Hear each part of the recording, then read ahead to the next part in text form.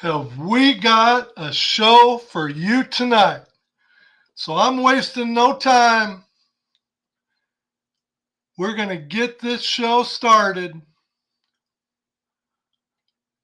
for the thousands and thousands of viewers out there from around the world that enjoy the Bottom Line podcast.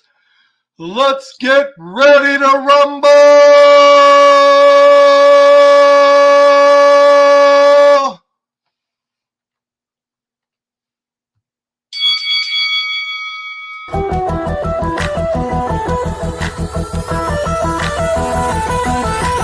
And that's the bottom line.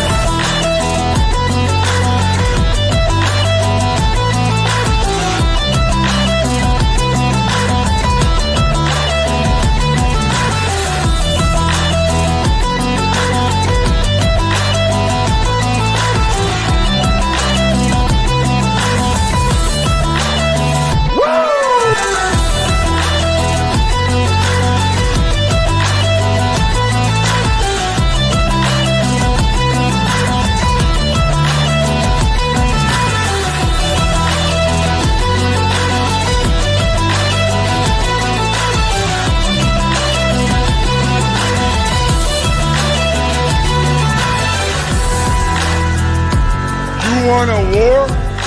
You're gonna get one.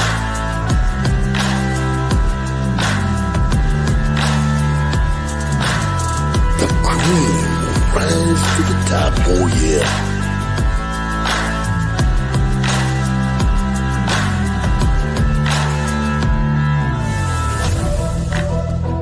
Now you want to get nuts? Come on, let's get nuts.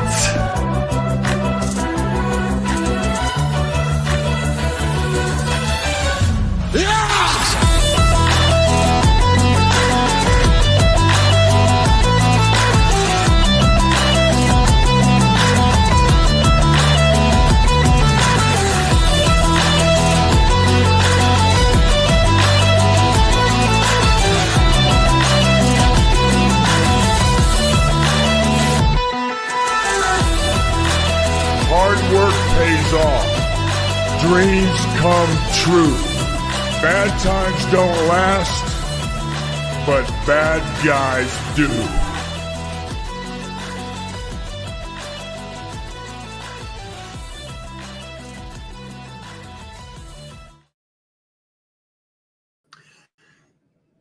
I've done my best. I have done my best to play along with the game. I have done my best to believe that the college football playoff was not going to be a joke. But ladies and gentlemen, with the last edition, we'll call it, it's official. The college football playoff is a joke. I don't know what their metrics are. And at this point, I don't care. It's an absolute joke. You can call it a money grab. You can call it whatever you want. And I know there's going to be people in the comments that comment, well, maybe their team's in, so they think it's great. But if you look at strength of schedules, you look at number of bowl eligible teams faced, you look at overall conference winning records, and you make those comparisons, the college football playoff has 100% established itself as a joke. And I know you'll say, well, when we had 4 or when we had 2, if we only had 4, everything will be fine. And then when we had 4, if we only have 12, everything will be fine.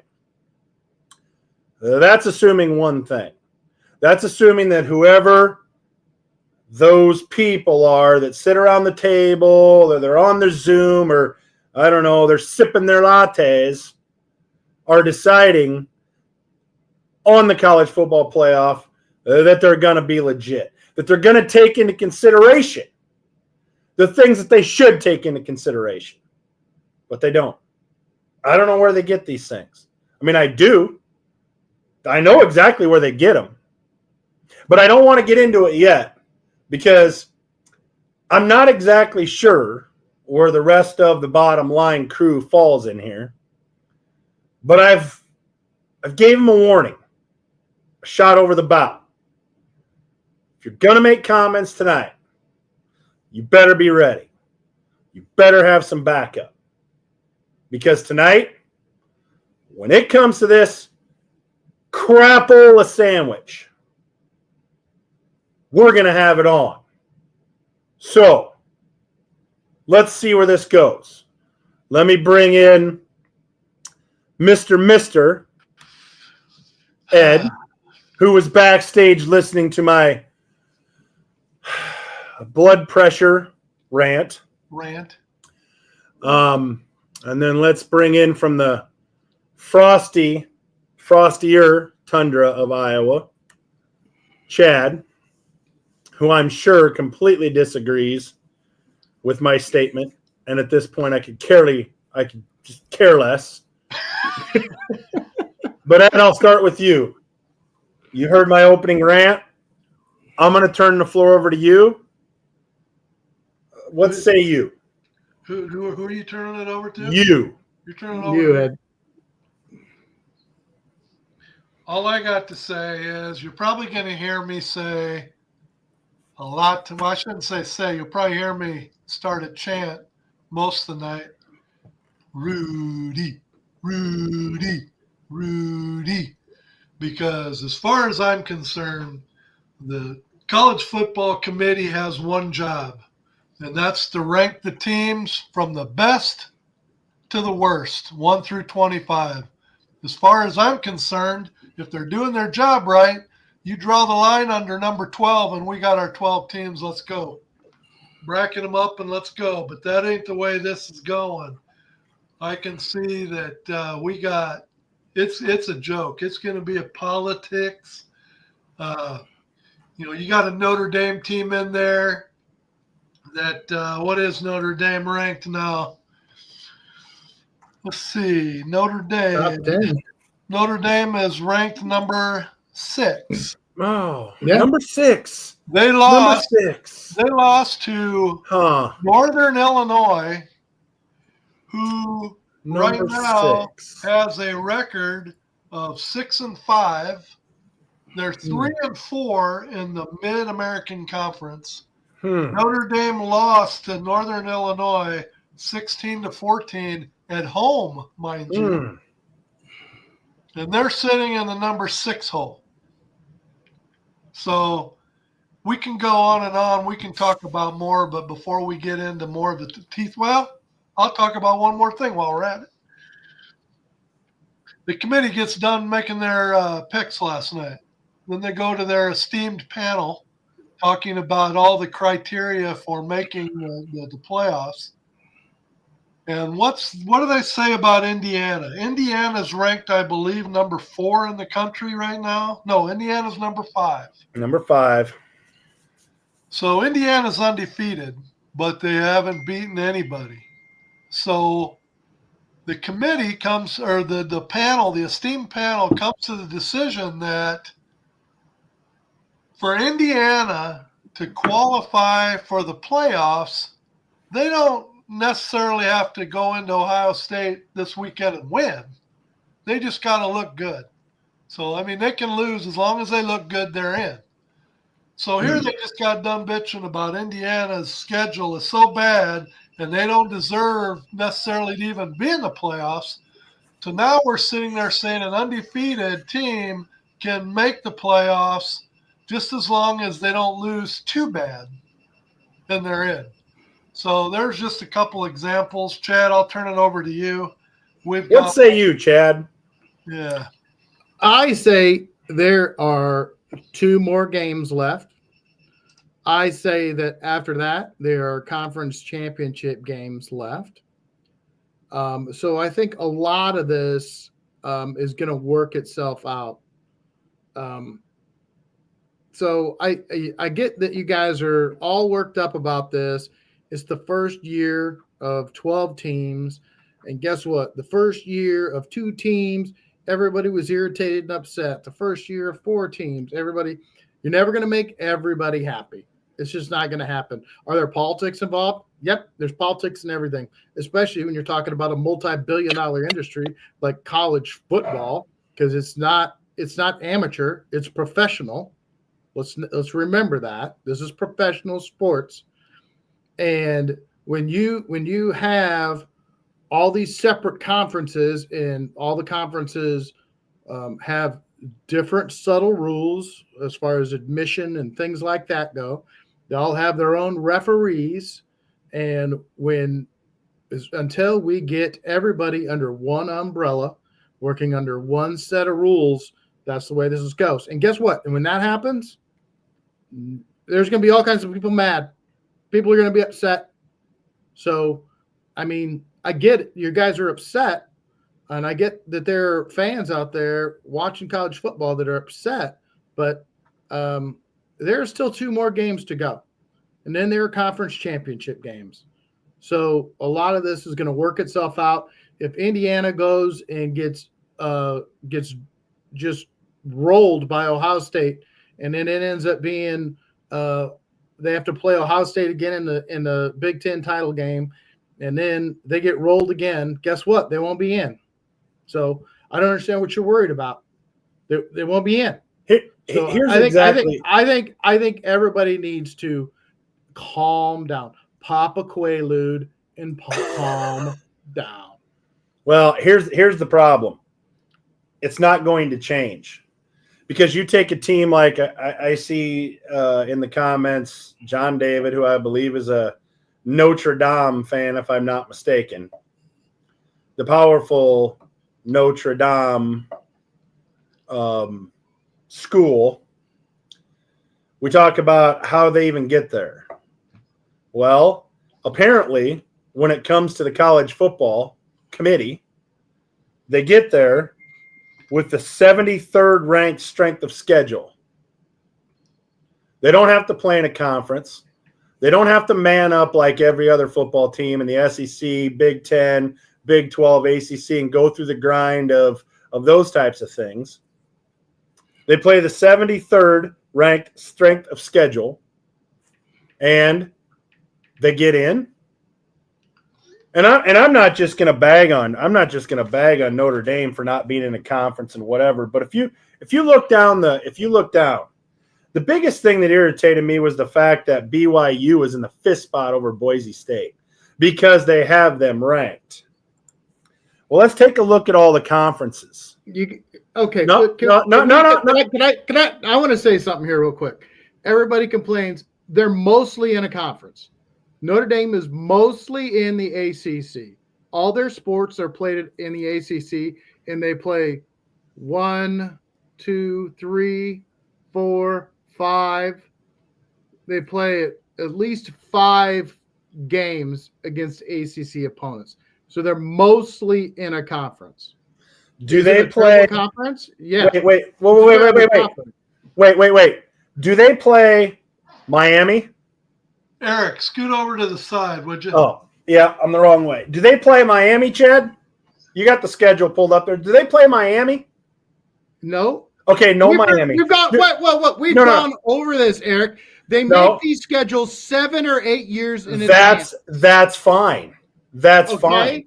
But what I'm saying is, whether your schedule's not, if you want to say, well, a Big Ten team like Indiana, who plays exactly one bowl eligible team currently, and that would be Ohio State, who they haven't even played yet. If you're going to say that strength of schedule doesn't matter, then what's the point? What I'm saying is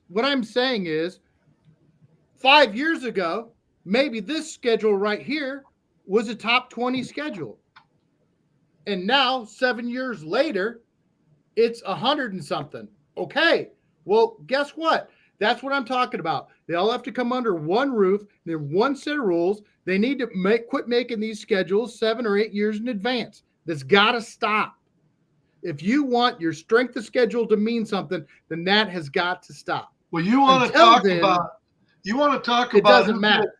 You want to talk about who's getting screwed. Let's talk about who's getting screwed. The SEC. There is no SEC team this year that ranks below 38th nationally in strength of schedule. Nobody is less than 38. Yeah. We got 8 8 teams out of the SEC that are ranked in the top 25 of the committee, who says that 8 teams out of the 25 are SEC teams, and they all had strength of schedule that are the best in the country. So what does the same committee and the AP come out with? 4 of the 5 top teams are Big Ten. So you look at the Big Ten, Oregon, 43rd strength of schedule. University of Indiana, 106th. You've got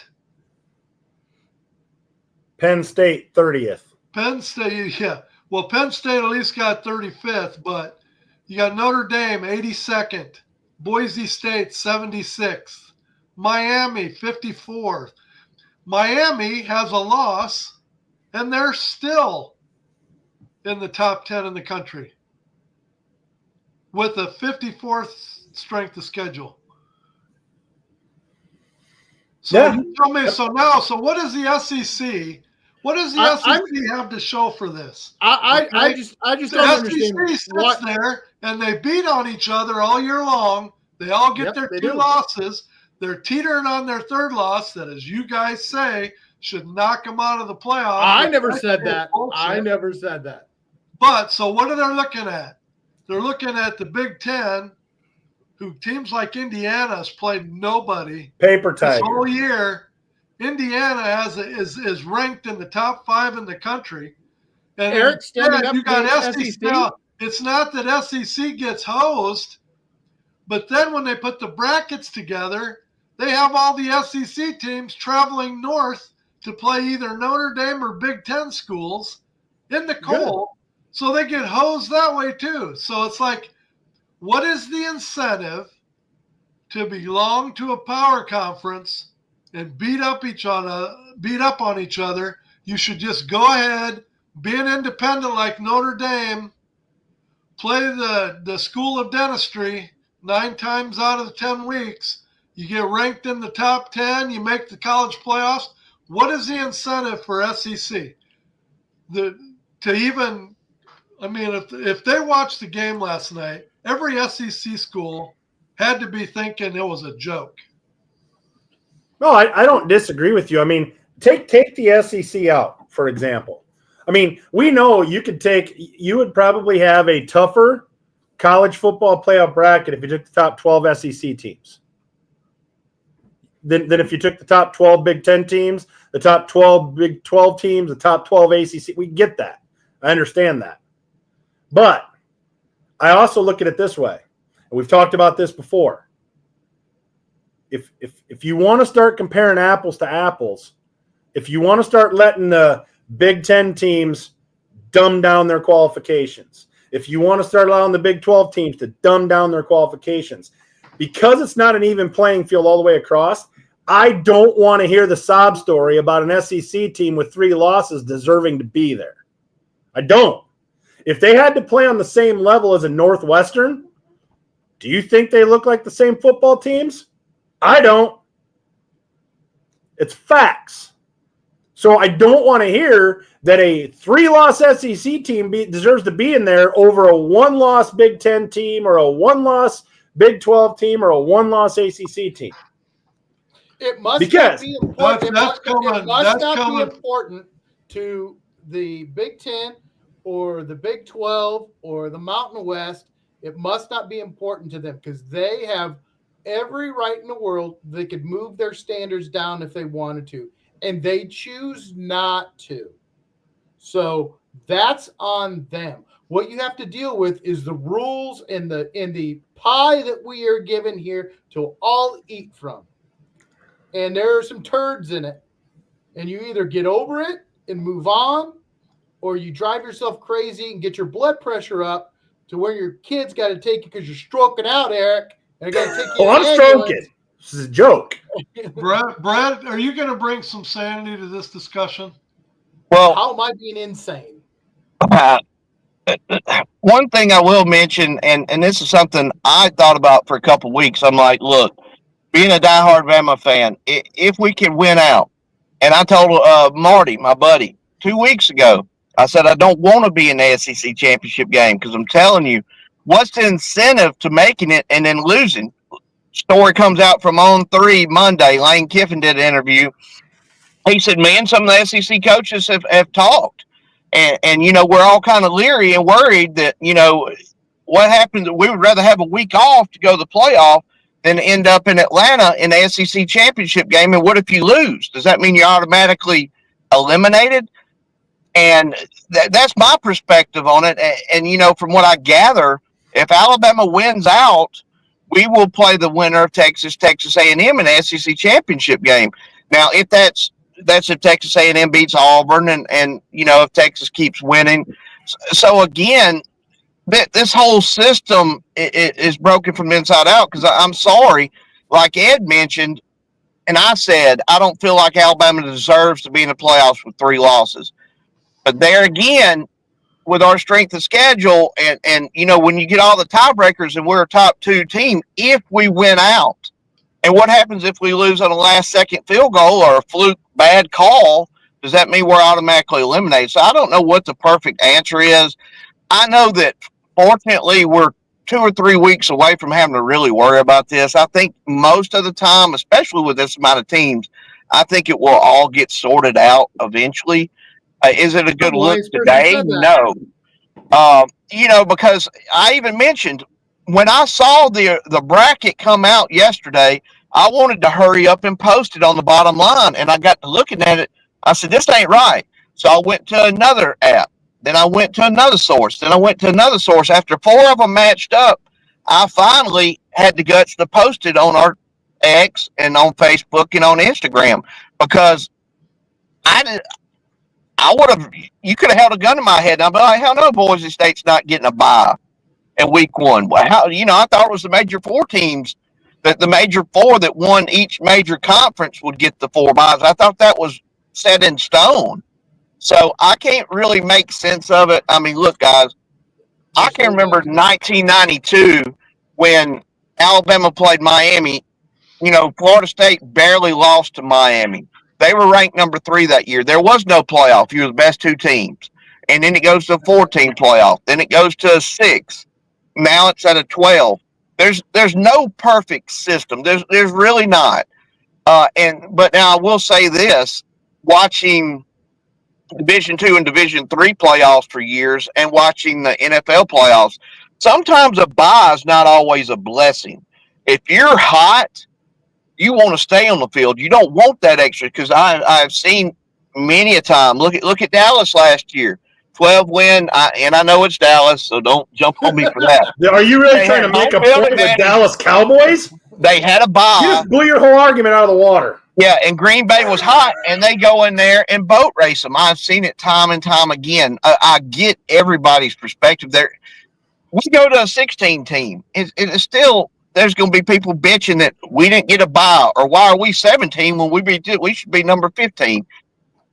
Look. Well, if 1996, you would have told me that we were going to have a 12-team playoff, I would have been like, that's amazing. That's going to be great. And guess that's what? That's going to fix everything. Go as it was when we only got 1 and 2 together. So, yep. I mean, and the biggest. Let's look at this quick. Okay. We got a game coming up this weekend. You got number 5 Indiana playing and number 2 Ohio State. Right. Ohio State is playing an undefeated team that's ranked 5th in the nation according to the polls. Right. They're 13.5-point favorites. Now, if you're playing a top 5 team, I don't give a damn who it is. 13.5-point favorites should never happen.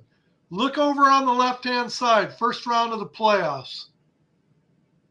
Alabama, Notre Dame. Alabama's on the road going to South Bend. Who's favored in that game?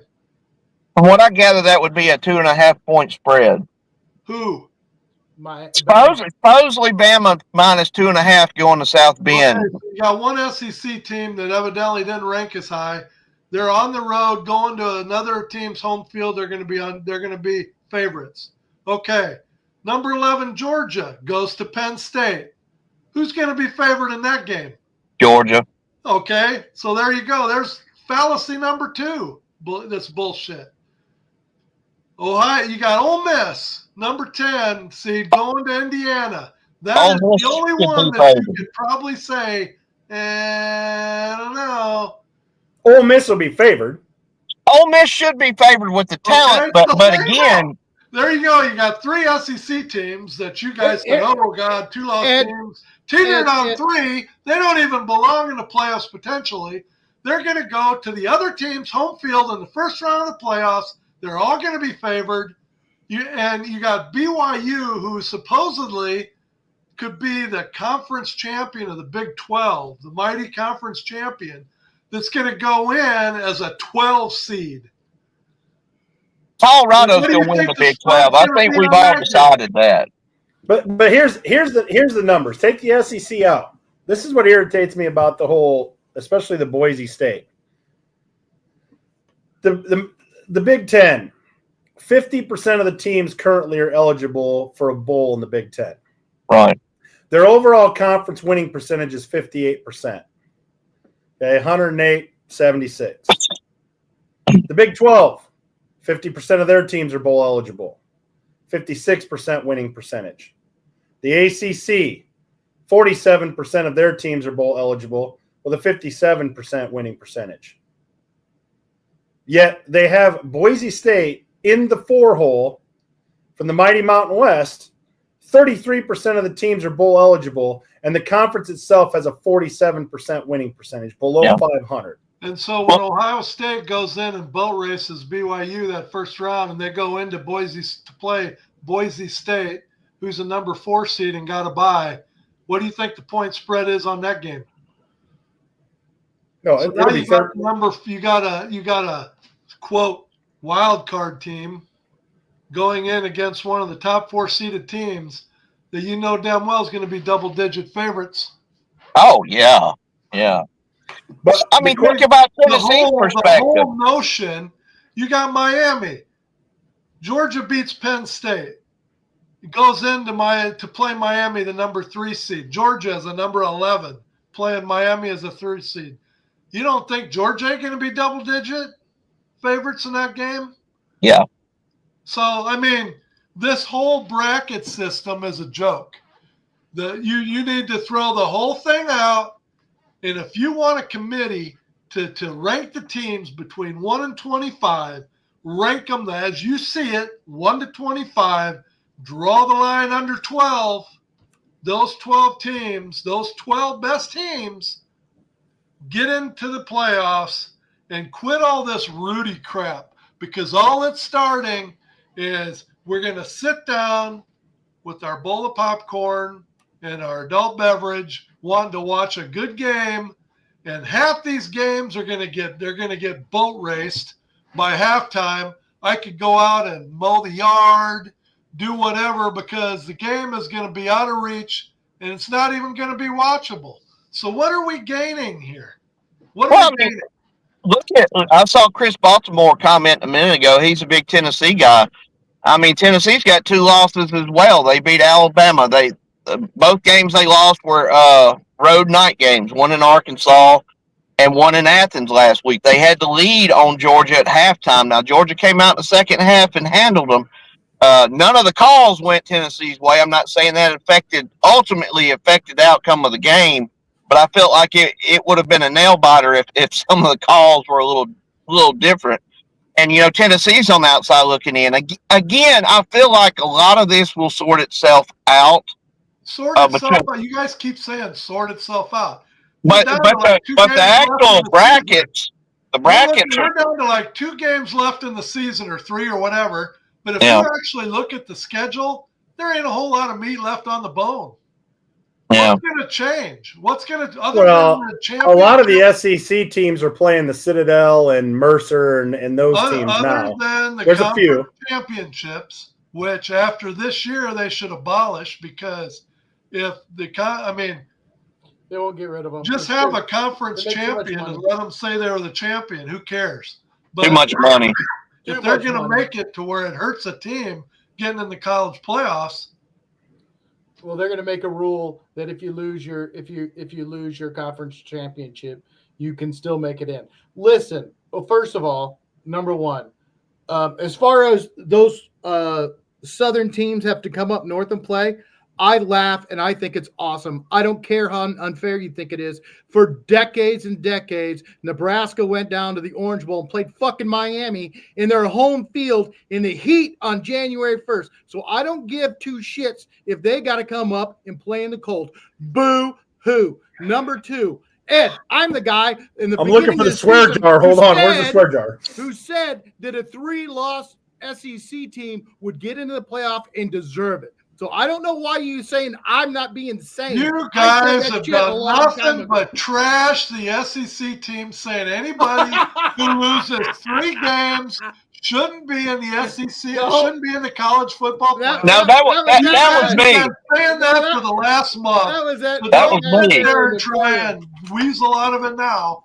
So that was me. So you've been saying it and you've been saying it. So Ed, take a breath. So then let's look at the rankings right now. Take a breath. Yeah, no, take a breath. Take a breath. You know your role. Take a breath. Take a breath. Don't talk to your uncle that So let's say the season ended today. We're going to use your theory. Okay.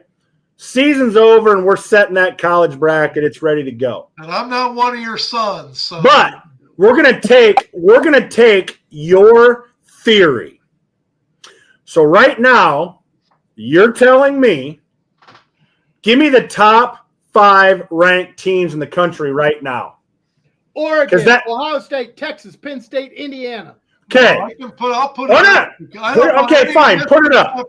Put it up. There it is, right there. Put it up, damn it. Okay, here it is. That is what the committee says is the top 25 as we speak. Okay. In the same breath, they say, God, I hope that undefeated Indiana doesn't go into Ohio State and lose too bad, because as long as they don't lose too bad, they'll still get in the playoffs. If they're the number 5 ranked team in the country, where did they say it shouldn't matter whether they win or lose, they're in. But if they're making the comment, oh, God, they can't lose too much, then they don't deserve to be number 5, period. Okay. So here's our breakdown. So according to your theory of just go with the top 12 teams and cut it off. Okay? Cut it off.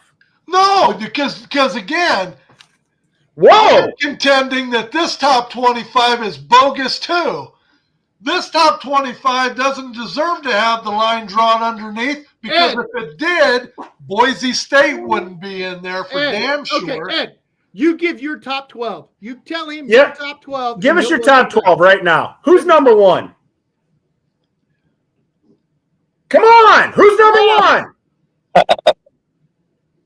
Well, I guess I'm going to have to give it to Oregon. Oh, yeah, give it to Oregon.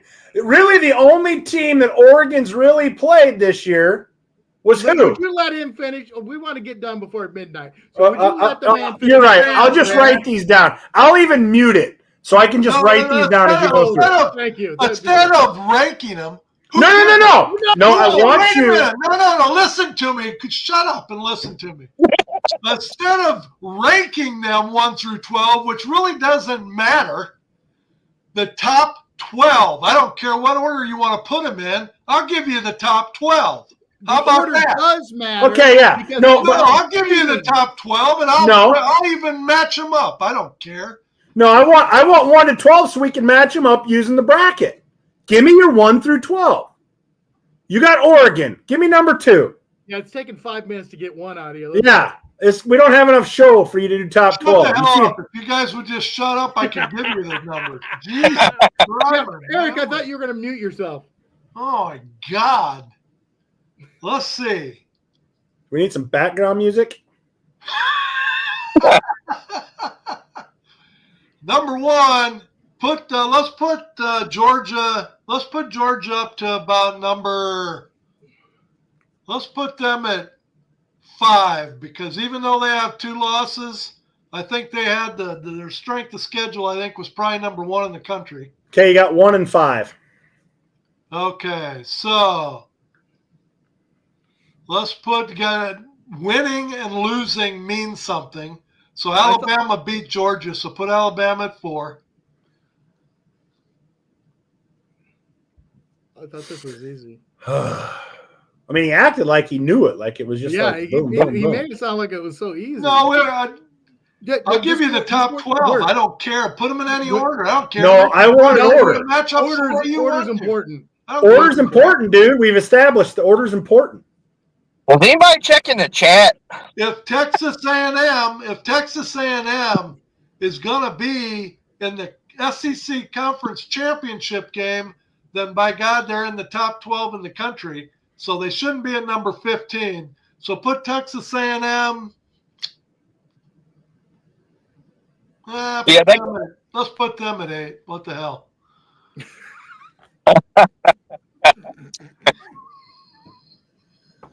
Well, we got 4 when we only have an hour and 30 minutes left of the show. Penn State goes to number 12.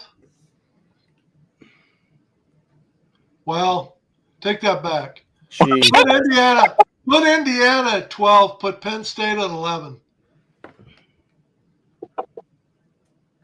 I thought you were going to have Indiana at 25. No, Indiana. After this weekend, they might be. Let's see. Colorado, put them at 10. I'm trying to figure out if I can smoke behind this top 25.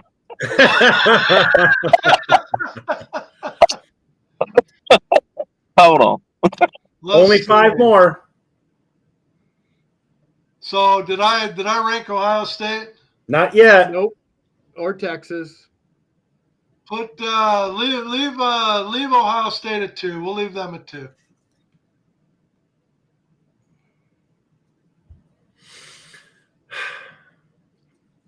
You guys thought I was playing. No, I didn't think you were playing. I believed you.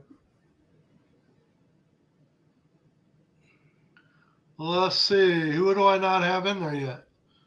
I don't know. We only got 4 spots. Texas. Put Texas.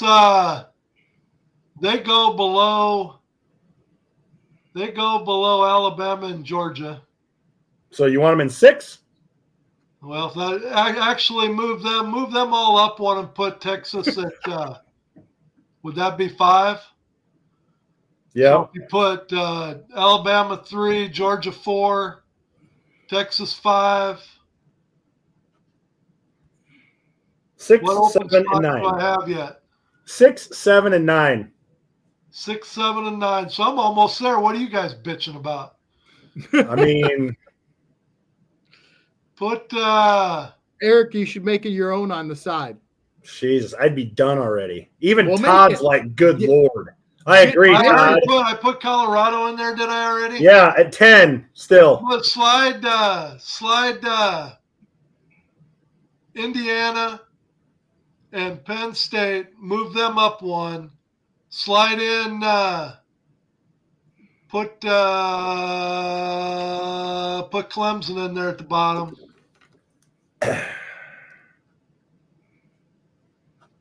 Eric, you should be making your own off to the side. What one do I have left? What do I have left? You got 12, 6, and 7. Put SMU at, let's see. I got my sheet here. Hold on.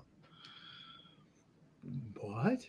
You should have told me what you was going to do here. I'd have been better prepared. Well, I mean, the way you were talking, I just figured you could roll these off. You sounded pretty damn confident. Yeah.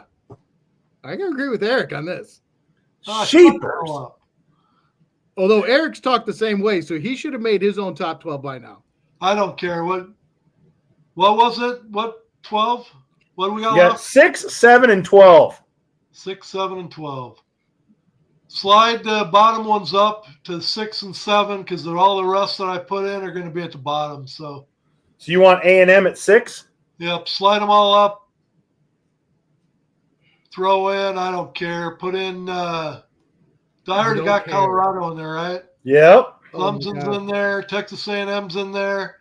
Put You don't have SMU in there. Put SMU in there. So you want Clemson and SMU? Yeah. In what order? Put Tennessee in there too. That's too many teams. Okay, leave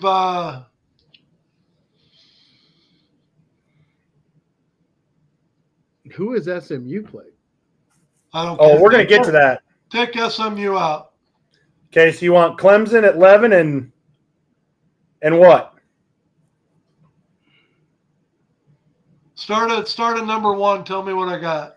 Oregon, Ohio State, Bama, Georgia, Texas, Texas A&M, Colorado, Penn State, Indiana,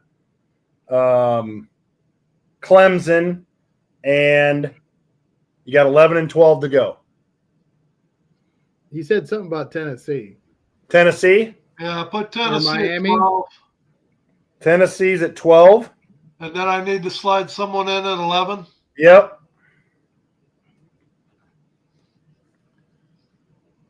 Let's shake it up a little bit here. Let's put No, it's the 12 best teams. 12 best Shake teams. Anything. There's no shaking up. There's put no shaking it Miami. up. Put Miami in there.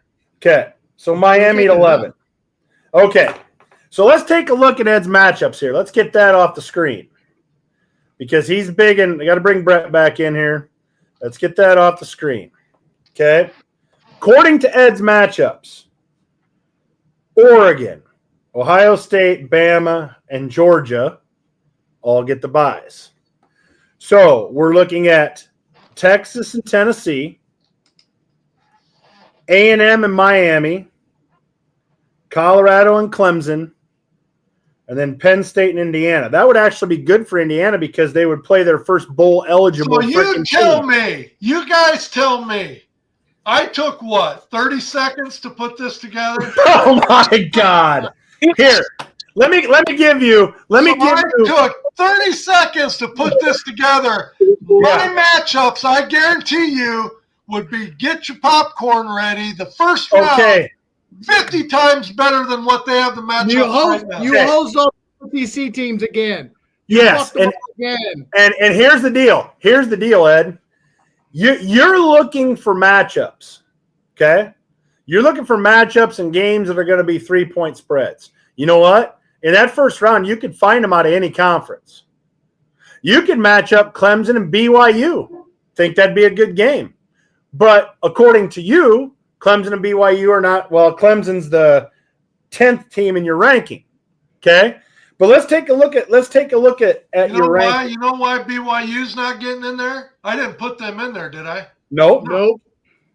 When you are supposed to win the Big 12 and you go against Kansas and they're what, 3-8 at the time? 3-6. And you're only like 3.5-point favorites? At home. Oh, boy, Kansas, they're the team that we thought they were going to be. They're 3-8, and they beat the front runner of the Big 12. Well, they're 3-6, but okay. God. So let's look at Ed's massive list. Okay. There's a lot of scratch outs there. Yeah, I got so many scratch outs because it took 30 seconds, but man, I got tons of scratch outs. I'll bet you guys couldn't even go 500 picking the games that I got the matchups already. Let's go. Let's look down at Oregon. Oregon has played, will play currently 3 bowl eligible teams, one of which is Ohio State. The other 2 are like 6-4 currently. You know what you can say about Oregon, though, Eric? They're not like every other freaking team that's gotten not 1, but 2 bye weeks during the season. They have played an 8-game Big Ten schedule back to back to back to back with no byes. So say what you want.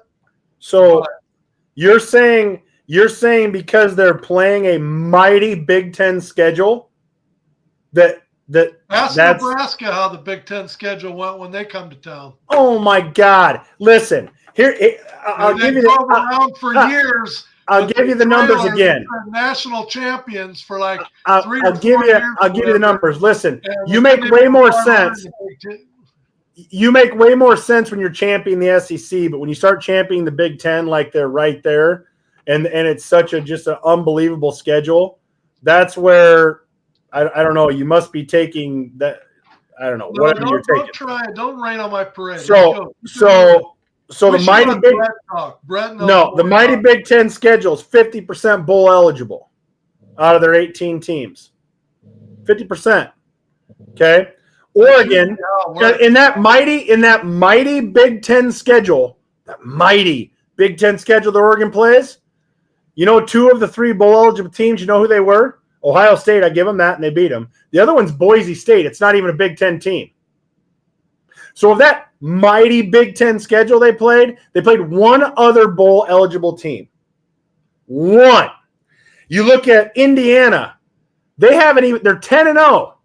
They haven't even played a bowl eligible team in the mighty Big Ten. They will this week, though, however, against Ohio State. Was dogging Indiana from the Penn State. I was, so don't turn it on me. Penn State, but you have Indiana. You have Indiana in your top 12, and you were saying how important it was to have the best teams in the top 12. Indiana's not one of them. Anyway, I digress. Penn State. You have Penn State in the number 8 hole, part of your best 8 teams in college football. Penn State playing the mighty Big Ten schedule plays 2 bowl eligible teams. Two. Now, you dogged big time on the ACC here. You gave them Clemson in the 10 hole. Oh, you gave Miami 2. So you got 2 teams. At least Miami can say they've played 5 bowl eligible teams. Clemson's played 6. You knocked SMU out of there. They at least play 5 bowl eligible teams. You look at the only team. You know what bowl eligible is? 6 wins. Oh my God!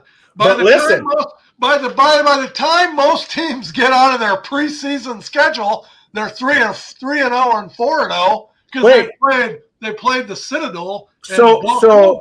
Okay. Morningside Dentistry. You know, Omaha School for the Blind. Yeah. I mean, they're 4-0 before the season. You're right. You know, it's funny you say that because Iowa State beat a bowl eligible team from the mighty Big Ten, which would even them up with Indiana. Can you remind me of the Big Ten team, Ed, that Iowa State played?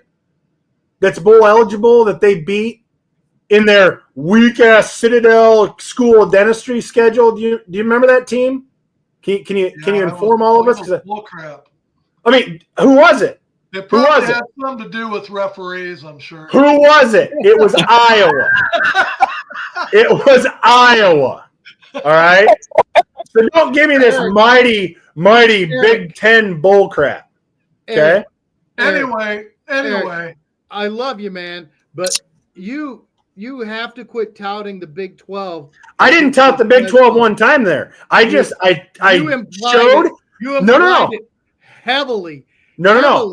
They just not implied at all. The absolute stud cream of the entire Big 12, and they brought in a bunch of scrubs. You lose all credibility when you talk about the Big 12 like they're super special. And maybe next year or maybe 5 or 6 years from now, they're going to be there. In my entire rant there, I compared the Big Ten to itself. I used the example of another team beating the mighty Big Ten team. Time out. Brett, you've been way too calm during this. Would you step in here and set the record straight? Come on. I think we need to go to our picks. I agree. I mean, give me a break. Do we have any viewers left? Yeah, because they're all thinking, the Big Ten is not that great. But yet the Big Ten somehow has 4 teams out of the top 5. Well, yeah, but you can't get blocked out of the tournament. I mean, you've only got probably 15, 16 teams that have a shot at the playoffs.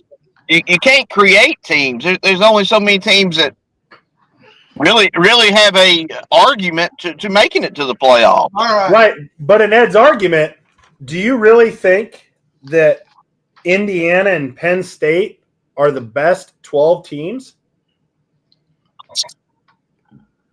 I mean, if we're throwing everything out, we're just saying the best team. I mean, if they're not, then tell me who is. I mean, that's all I'm saying. I know. What I'm saying is, if you took Indiana or you took BYU, where do they finish in the SEC? Probably, I don't know, 9, 8. 10? I don't know. But you're not looking at Indiana going, oh, they're 10-0. I bet they could finish in the top 3 in the SEC. Well, you just answered your question about the Big 12. If you even self-admittedly said BYU answered my question about the freaking Big 10. I mean, look, we really, the playoff committee and us fans and the Big Ten really needs Indiana to play one hell of a game against Ohio State this weekend, and I don't know if it's going to happen or not. What's the spread in that game, guys? 13.5. I wish Indiana was at home, but they're not. And Indiana finishes 11-1, and the only good team they played, they get dog walked, curb stomped. I mean, there's no perfect scenario, like I said. I mean, I don't think there's but about 15 teams that, in my mind, it deserves to be in the playoffs. But that's exactly why, Brett, when we're talking, you have to set it up to where you have the Power 4. They get the buys. The Mountain West gets the 5th spot because there is no perfect scenario. I mean, I could sit here. Ed just gave us his top 12 teams in the NCAA. God. I think 4 of them are BS. Well, Chad might think 2 of them are BS. I think we should let them play the rest of the season. That's what I think we should do. Well, but the premise was the season's over right now. What's it look like? Well, I didn't like that premise. I hate that premise because we don't really care. Because there are 2 and potentially. See, Eric likes to say, you know for what? Point of discussion, we don't really care. I'm going to blindside Ed, and I'm going to have him give me his top 12 right off the top of his head without doing my crack analysis on every team like I normally do. My crack analysis. But anyway, Jesus. We are going to go to picks because we better go to picks, man. We've got UFL. We got UFL news to talk about too. Hey Ed, is your crack analysis? Is that when you have a piece of paper there and you pull a pencil out of the crack of your ass and you start is that your crack analysis? Yeah, when he said crack analysis, my mind just went every which way there. Yeah, no, that's where my mind went. Okay, enough about Ed's crack. The first game. Here we go. First game, we got number 5 Indiana, undefeated at 10-0, traveling to number 2 Ohio State. Wonder how this pick's going to go. I'm going to go established. I'm going to go out on a limb, and I'm going to take Ohio State. I'm going to go out on a limb because I know they're playing an undefeated powerhouse like Indiana. Oh, and hold on a minute now because we got to give this proper due because we do this every week, right? Sitting up top. Oh, I didn't even look at him. Top dog of the week is yours truly, and I now own the top spot. I am the big dog of the bottom line. For now. Say that for 1 week. Woof. For now. Okay. Jesus.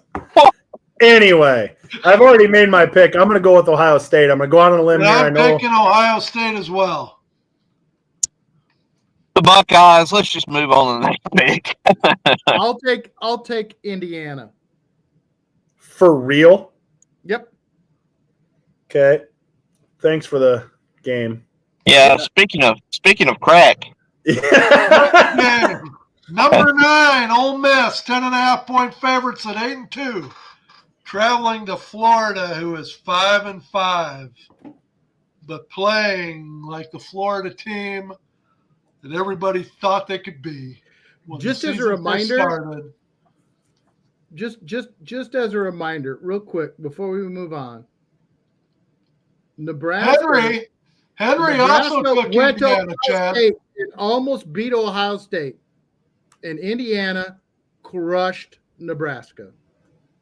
Just saying. Henry took Indiana. Russ, Debbie, it took Ohio State. So you got someone with you, Chad. You got someone with you. I'm not scared. All right. So who's going on the Ole Miss Florida? I'm going Ole Miss. Yeah, give me Ole Miss.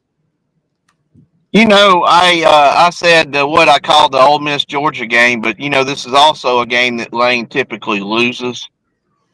That's what I was worried about. I thought about that. And Florida's at home, and Lagway's doing a good job. I think give me Ole Miss, but it's going to be a very close game. Debbie you got, Ed? agrees. Henry agrees. Who do you got, Ed? But Jay has Florida. Chris has Florida. I am taking Ole Miss. Next game, number 13. Whoa, who you got, Chad? Who'd you have, Chad? Ole Miss? Ole Miss. Okay. Next game, number 13, SMU, 9.5-point favorites at 9-1, traveling to Virginia, who's 5-5. I am taking SMU. Yeah, I am too. It's not on the board. Oh, sorry. My bad.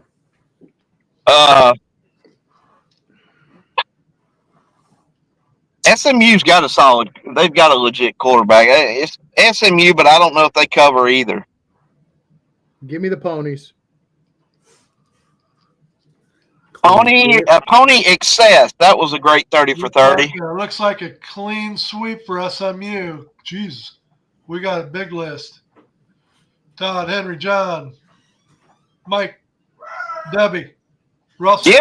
Give me the Sun Devils.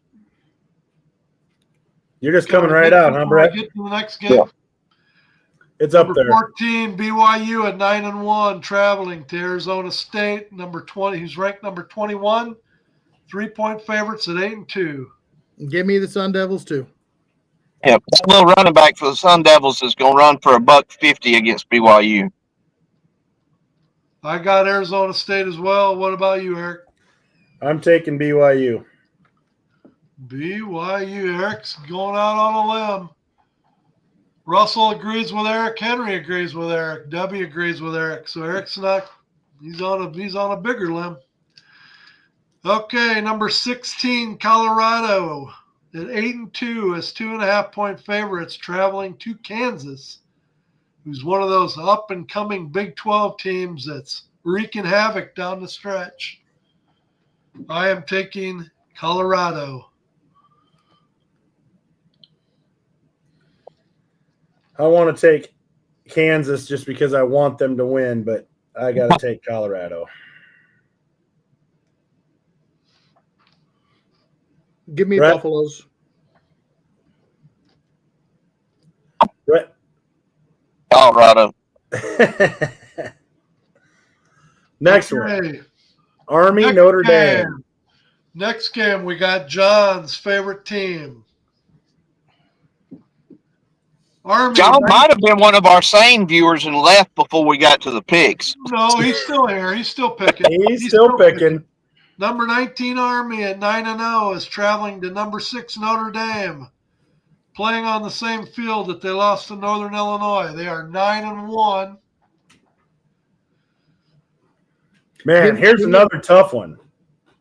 Give me Notre Dame. Y'all didn't even give me time to cut in Make it easier for you, Eric. Are you sure? Because Army's undefeated. I mean, Yeah. Notre Dame's hot. I'm wearing my cross rifles, and I'm still picking Notre Dame. Notre Dame's hot. South Bend. They've already been to College Station, beat Texas A&M. Give me the Fighting Irish. Eric, what'd you go with? Notre Dame. As did I. Next, we have number 7 Alabama, 13.5-point favorites at 8-2, traveling to Boomer Soonerland, who's 5-5. Boat race. Yeah. Boat race. Some real tough games this week. Give me Bama. Yeah, me too. Oklahoma's got a solid defense. They got a real good home field advantage, but they do not have a quarterback. Alabama. Well, you're going to take. So Oklahoma. we have a clean sweep for Bama. Okay, Ed's going Bama. All right. Next game, we got number 15 Texas A&M, who's 8-2, trying to get to the SEC championship. 2.5-point favorites at Auburn, who is 4-6. This is. Go ahead. I am taking A&M. I am too, and I can't believe this is only 2.5. Yeah. I've watched Auburn play a couple times. You want to get it up there on the screen? You got the Bama. Sorry. Sitting here staring at the games. I cannot believe it's only 2.5. I've watched Auburn play a couple times. I've seen A&M play a couple times. Holy crap, we got Alabama sweeping all the way through. I mean, I'm taking A&M, but I'm really shocked that it's only 2.5. Yeah. Give me the Aggies. I think that partly because of what happened to them when they went to Columbia and played South Carolina, except South Carolina's got a quarterback. Auburn's that's a very tough place to play, but I think Texas A&M will probably win by about a touchdown. So give me the Aggies. We've Brett, got going against your Alabama school. Michael says My Auburn. damn school. Russell says Auburn. Jay says Auburn. We got 3 Auburns in there, so the last college game is Vanderbilt 6-4. Night killers. Yeah, which Vandy's going to show up though? Vanderbilt at 6-4 Which LSU? probably would be leading. Yeah, you've seen LSU the last few weeks. I know, but it's at home. Sybil. Who you got, Chad? Give me the Tigers. I'm taking LSU as well because it's at home. I don't know if it's going to be 7.5, but I'm taking LSU because it's at home. Go Tigers. Yep, I got LSU as well. All right. Should we take a quick break and get on to the UFL? I have a question. Did any of you guys take upsets? We got Henry. I'm the only one that took BYU, apparently. That's not an upset. So we got John taking Vandy. We got Michael taking Vandy. We got Debbie taking Vandy. And just remember, Chad, okay? Yeah, because none of you have the stones to call any upsets. When you all go pat. When you are the top dog, you don't have to be taking the chances. You guys are the ones that got to catch up. Well, I'm taking the chances. That's why you're top dog, because I took chances. Yeah, you're taking a chance with a 10-0 team, powerhouse Big Ten team. That's real chance, Chad. Good job. It's time to talk a little bit UFL.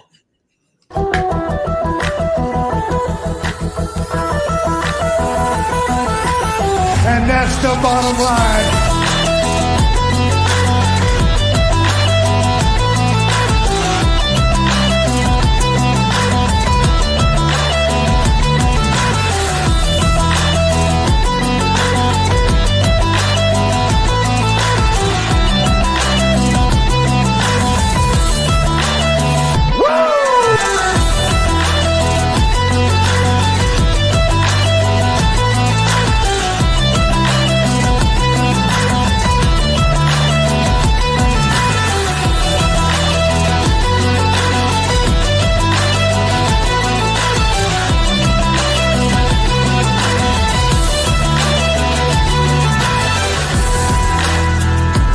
You want a war?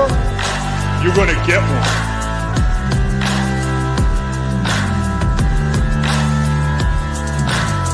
The cream will rise to the top, oh yeah.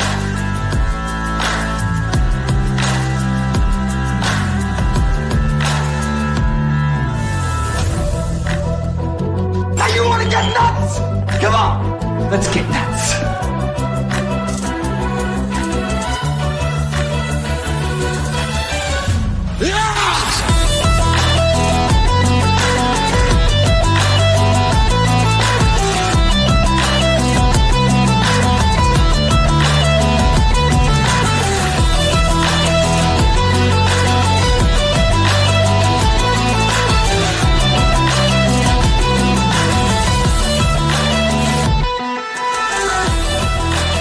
Hard work pays off. Dreams come true. Bad times don't last, but bad guys do.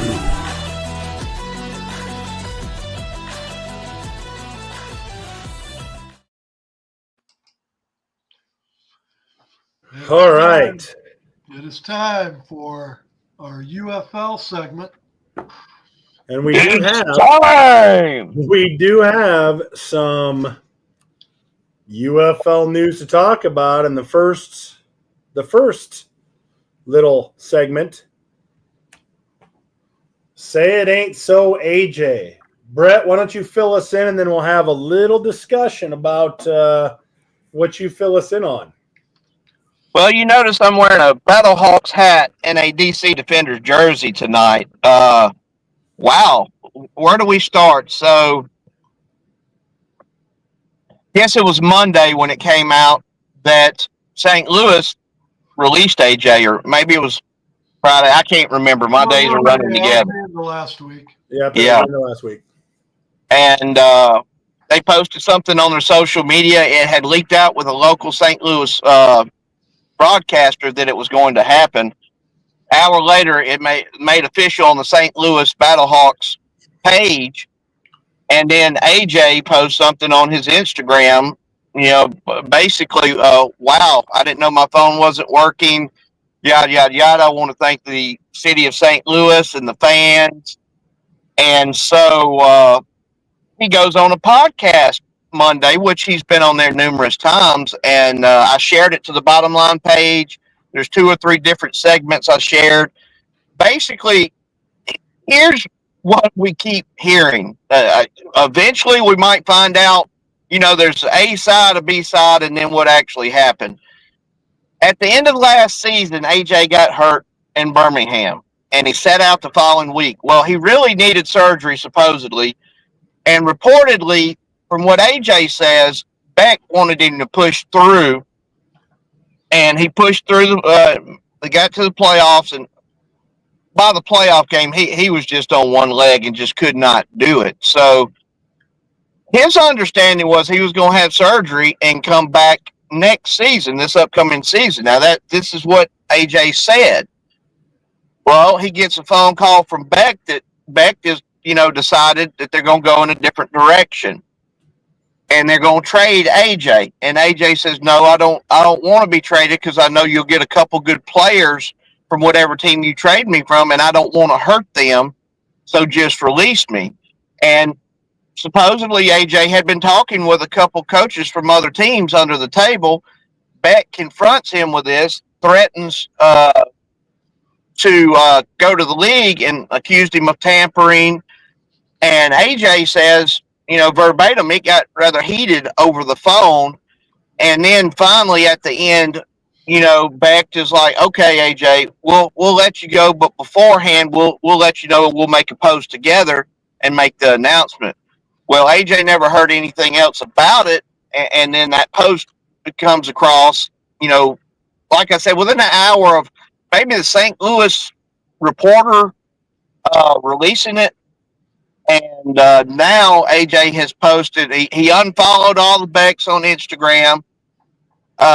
He says he does want and had every intention of coming back to the UFL this season. Now he's wanting to go to an XFL squad that plays St. Louis twice a season and stick it to them. Last night, I saw where Davin Bellamy, ex-Georgia linebacker and defensive lineman that's been in and out of the NFL, he's done a lot with the spring leagues, played for the New Orleans Breakers or the USFL. He's been with the DC Defenders the last 2 years. He sends out a tweet, which I shared that on the Bottom Line as well. Come on board, or, a message. Basically, it kind of left it open-ended to where does Davin know something that we don't know? And is DC signing him? Will he go to San Antonio? What's the status of Luis Perez currently in Arlington?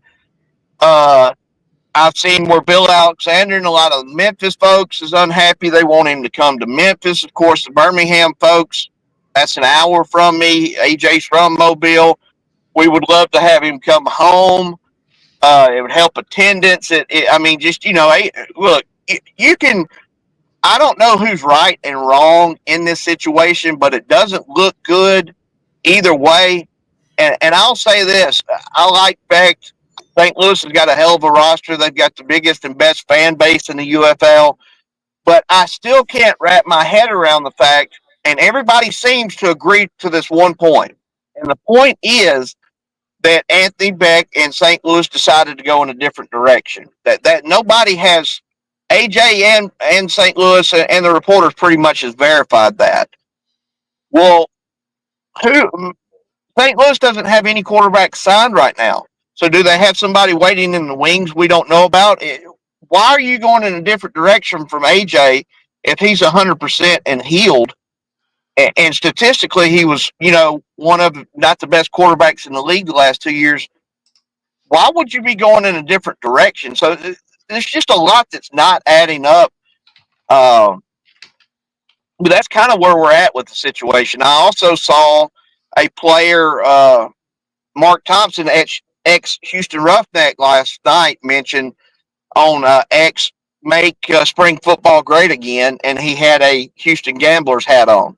He originally played with the Houston Gamblers of the USFL. Totally different story, but that's where we're at with AJ. I do fully expect that some team will take him on. I don't know if it would be Birmingham and Skip Holtz, because Skip prefers a mobile quarterback, and AJ is wanting to play on a team that plays St. Louis at least twice a season. San Antonio, I talked to someone from San Antonio last night. They said I don't see it happening there because Kellen Mond's from San Antonio. He played with Texas A&M, and now San Antonio has signed Kellen Mond a couple months back. So, again, Luis Perez was at the Dallas Showcase a couple weeks ago, had an Arlington Renegades hat on. You see the message from Davin Bellamy, kind of like he knew something. I don't know who the coaches are that AJ said he had relationships with and he had been speaking to. Who knows? But that's where we're at. Well, go ahead, Ed. So from my standpoint, I tailgate. I'm a St. Louis Battlehawks fan. I tailgate. I'm at every game tailgating, and AJ's mom and family. I mean, they literally tailgated a couple spots down from us, and AJ's boys, were throwing the football around, and they interacted with the all the fans tailgating and stuff. So have a hell of a. I loved the family, loved what AJ represented, loved the fact that he was the quarterback for the Battlehawks. But yet, I'm also a Battlehawk fan. So keep in mind, AJ was on the Cincinnati Bengals. The league minimum right now is $850,000, $900,000, and he asked to be released to come and play in the league in St. Louis and come back and play in front of his sons. Just keep that in mind. And I understand some St. Louis fans they were not happy with how the season ended last year. I get that totally. But ultimately, the head coach makes those calls. Whether AJ was pushing a situation or, as he said, Beck was pushing a situation, I think we can all kind of agree that AJ probably didn't need to be out on that field for that playoff game. And if anything, it probably hurt St. Louis's chance of getting to the championship game. But as far as AJ being endeared by the St. Louis Battlehawk fans, even though the Battlehawks did not make it to the championship game last year, I think it only solidified the way the season ended. Anybody that's a Battlehawk fan that doesn't think that AJ had the best interests of the team at heart and was trying to do everything he could to bring a championship to St. Louis, they don't know what they're talking it's about. a pipe dream. If they don't have nothing but the utmost respect for AJ. But yet, I'd like to think that since Coach Beck has been the coach of the St. Louis Battlehawks, I think everybody would agree that everybody is also a big fan of Coach Beck. The one thing that something isn't making sense. There's something that we don't know about. And again, everybody's so quick to form their opinion and either trash on AJ or trash on the Battlehawks. But there's something more that's privy to them that it's none of our business, actually. So, yes, better understand it. But if you want to look bigger picture, what's one of the things in the UFL that's been missing since they combined both leagues and started the UFL? You know, marketing has been horrible. Okay, if you're a conspiracy theorist and you're saying to yourself, what would drum up interest in the UFL prior to the season starting that would help ticket sales, exposure of the league, you name it? Is this not a scenario that Perfect scenario. listen to the league, whether it's DC fans, Birmingham fans, San Antonio fans, Memphis. Houston fans, Memphis. everybody is talking about the AJ situation. That brings nothing but exposure to the league, which, let's face it, guys, the marketing has been atrocious. Well, This does nothing but drum up interest. So if you're a conspiracy theorist, you could say, yeah, this is being done on purpose. I don't think it is. no. I don't think it is. But is this not the perfect scenario heading into, I guess, the pre-dawn of the 2025 season to spark interest? Yeah. Oh, I 100% agree. You know, I don't know if I agree completely with John David here. I do. I agree well, 100%. No, listen. They need a new offensive coordinator. I'm with you, John. Yeah, but he says and head coach. That's the 100% I disagree with. I don't know about the head coach, but I agree on the offensive Yes. coordinator. St. Louis will miss AJ. I do agree with the conspiracy theory a little bit. This drums up a lot of, off-season talk, and it creates – it's almost like the contract dispute between the NFL team and the star quarterback. This drums up just as much interest now as to where is he going to go. Then AJ stokes the fire a little bit by saying, I want to play him twice. I want to go to an XFL team. I'm with you, Ed. AJ's 2 years. I've been to a Battlehawks game. I saw his kids, pictures, the whole 9 yards. Great people. Yes, he will be missed, but I do agree with you. There's something that we are not privy to. There's some sort of timeline. There's some sort of comment.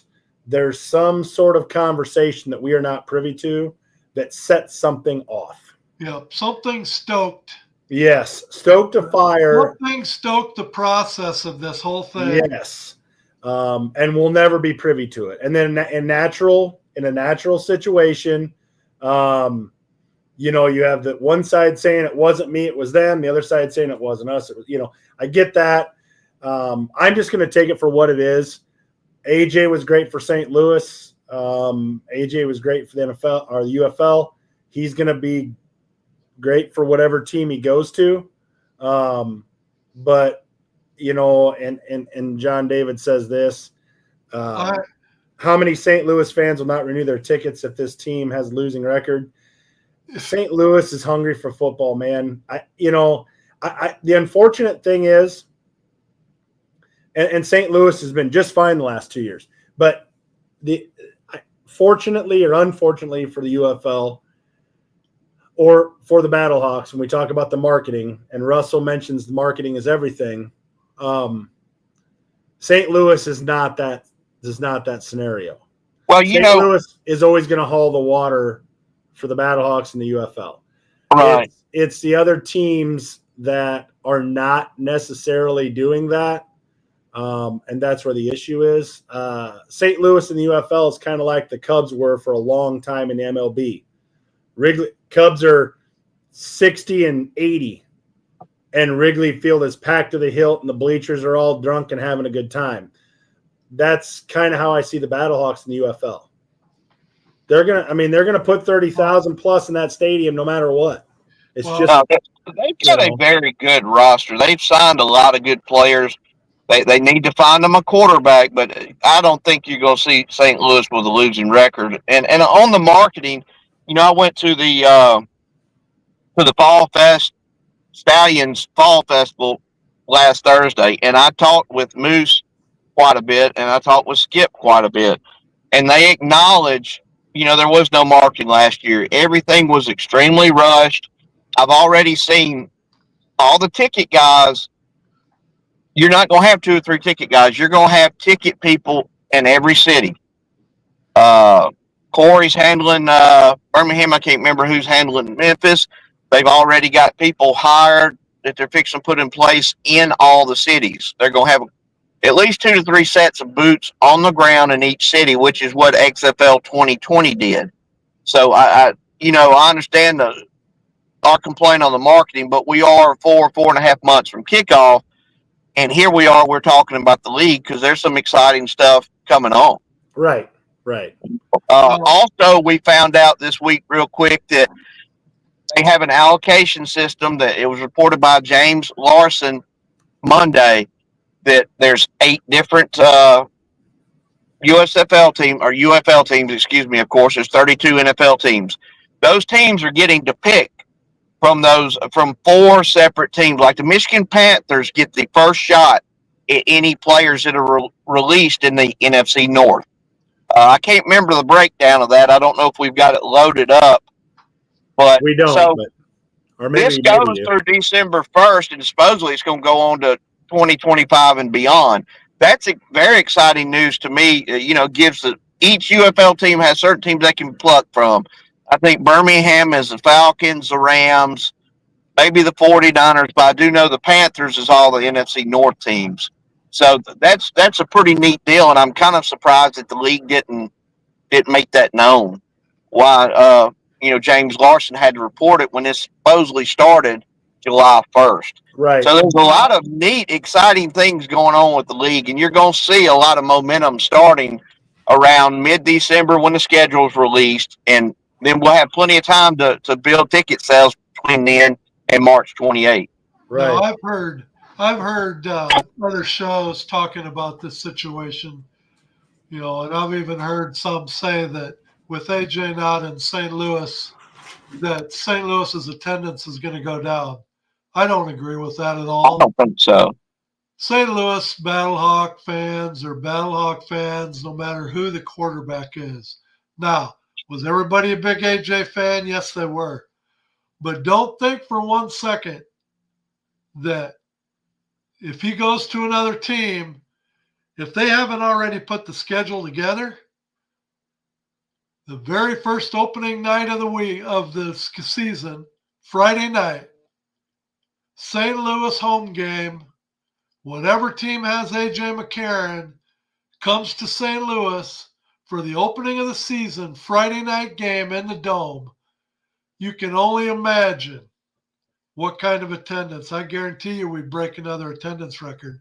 So all of you that, seem to think that just because we don't have AJ, as much as he'll be missed, it's not going to affect attendance. No, and guys, I keep up with all these signings. I'm a Birmingham guy, but I'm telling you, between Birmingham, St. Louis, that's probably right now. A lot of the rosters are still not completely filled out yet. And then you got San Antonio and Michigan. And San Antonio and Michigan, in my opinion, on their rosters right now, is just a shade behind Birmingham and St. Louis. St. Louis is going to have a very good team this year. And I have plenty of faith that there's going to be some good quarterbacks out there that would absolutely want to play in St. Louis in front of 30 or 40,000 people. Absolutely. Now, we've got all 8 UFL teams, and we've got all their NFL allocation teams. We can queue up each team, but that's going to be for another night when we get closer to the season and we start getting more players signed and start seeing the teams take shape. That's not necessarily what we need to go over tonight. No, I posted. That's also on the bottom line. We do have that posted on our Facebook and Instagram page. All right, let's wrap this up. Let's get a little word from Wild Sun, and then we will be back with the conclusion of our NFL. We'll be right back.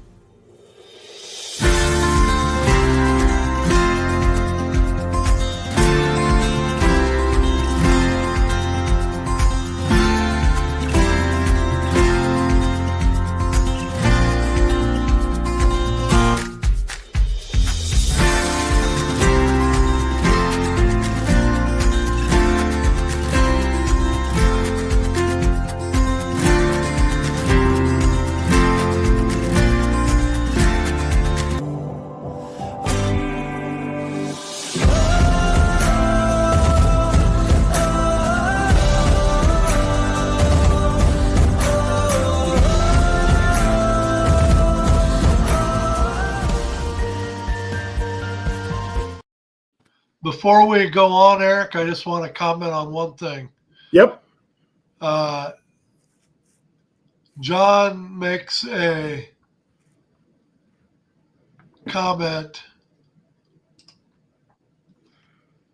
How many St. Louis fans will not renew their tickets if this team has a losing record? All I can say, John, is don't buy into all the negative hype that you hear year in and year out in St. Louis. All that's out there in St. Louis, all you hear about is people come on and they try to dog the St. Louis fan base about how we're not loyal and how we're not going to keep coming to the games if we don't win. Ask how many thousand packed that dome even when the St. Louis Rams sucked. Even when the ownership was screwing the team and they were finishing 3-13 and 2-14. How many thousands and thousands of fans still pack that dome? You guys don't buy into all this negative hype about St. Louis fan base not being loyal. The St. Louis fan base is going to be there. I have no reason to believe that the St. Louis Battlehawks aren't going to continue to put a quality team on the field. And even though things seem a little strange right now with Coach Beck and how some of these things are going, I still have no reason to think that he's not going to put another quality team on the field. So, Guys, right now St. Louis is carrying the league, and I'm telling you, your roster might be more loaded this year than last year. And without a doubt, you think the UFL is going to allow you guys to go out there without a quarterback? It's not going to happen. So get your tickets. We talked about this, they talked about the wide receiving core that St. Louis had last year. They're putting even a bigger and better and deeper wide receiving core together this year. So just give it time. It'll all come out. Like I said, there's something that we don't know about and something we don't necessarily need to know about. But just let it all play out. It'll all come out in the end. But I wish nothing but the best for AJ.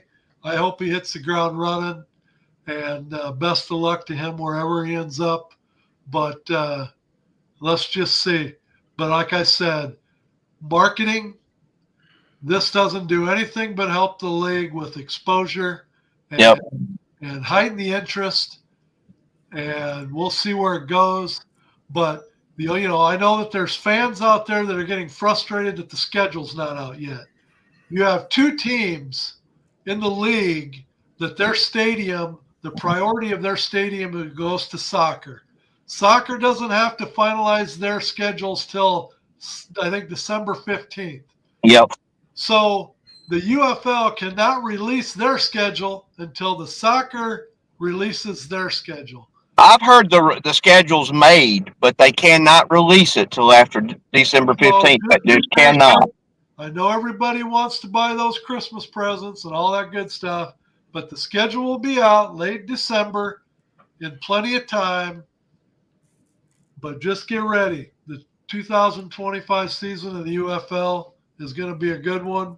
We got Chad that's going to become a huge UFL fan by the time it's all said and done. Yes. So But anyway, take it away. We cut the UFL off before Wild Suns commercial, and we're still talking about it. Well, that's because I still had something to say. Ah, well, you should have said it before the break. So here we go. All right, moving on to the NFL. He's been to chop his nephew's head off. Mac and Dad. Jesus. All right, I'm going to pick your brains here a little bit. After this past weekend, I think we have had 3 teams emerge, at least what I would consider to be the 3 best teams in the NFL right now. As I put them up, they're not in any particular order, but Chad, I'm going to start with you. I'm going to put these teams up here and I'm going to ask you who you got. So, Chad, who you got right now? Is this the thing I'm waiting for it to come up on my other screen? Yeah. Detroit, Philadelphia, or Buffalo? Who you got right now? Right now. And why? It's a 2-hour show. Come on. I we're doing this. I don't like it, but I'm going to take Detroit. The reason I say that is I'm not that big of a believer in their pass defense, but I think they've got enough of everything else.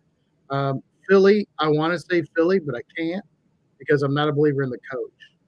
I think the coach is mentally unstable.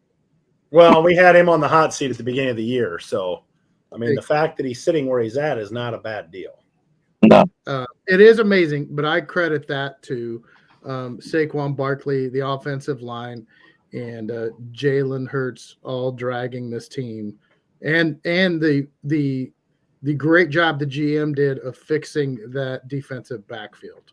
Let's not forget that. Yeah, Mitchell, DeJean, a lot of the draft picks are really starting to. But there's a lot of games to be played, and we have to let them play out, as we all learn in the college section. And so, but let me finish. So by then, Philly might have come up to speed, but we'll see. But right now, I would put them in the order of Detroit, Philly, and Buffalo. So just to kind of put a bow on Chad's statements there. From here on out, everybody that watches the Bottom Line every week, we're going to start and end the show in about 3 seconds. We're going to say, listen, not everything is played out. We can't discuss it yet. So we'll see you when the season is over. Yep. That's the bottom line for this year. Brett, who you got? Detroit. I mean, they are thrashing teams. And you know, we worried about them kind of having a hangover, kind of like with San Francisco this year. Now, fortunately, Detroit has stayed healthy other than, you know, Hutchinson with his leg. Detroit, man, and they look really, really good right now. Ed? Without a doubt, I would say Detroit, number 1, Philly, number 2, Buffalo, number 3. I think Detroit is a head and shoulder. I think they're a complete team, and I think now the coach has finally seen the advantage of a field goal, and I think that he knows he's got a kicker that can make a field goal from anywhere on the field. Isn't he perfect so far this year? I don't know, but knock on wood, but I think tell you what, you get below 70 yards, you know. So I go Detroit, Philadelphia, and Buffalo, only because you didn't have Minnesota up there. So good Lord. Okay, next. That just goes right into his top 12 college teams. Anyway, I have Detroit, but I would put Buffalo in that number 2 because I'm with Chad. I don't trust. There's just something I don't trust about Philadelphia yet. But we have to let the season play out, and then we'll know. But currently, I think Josh Allen is showing. Josh Allen is showing that. Josh Allen is showing that.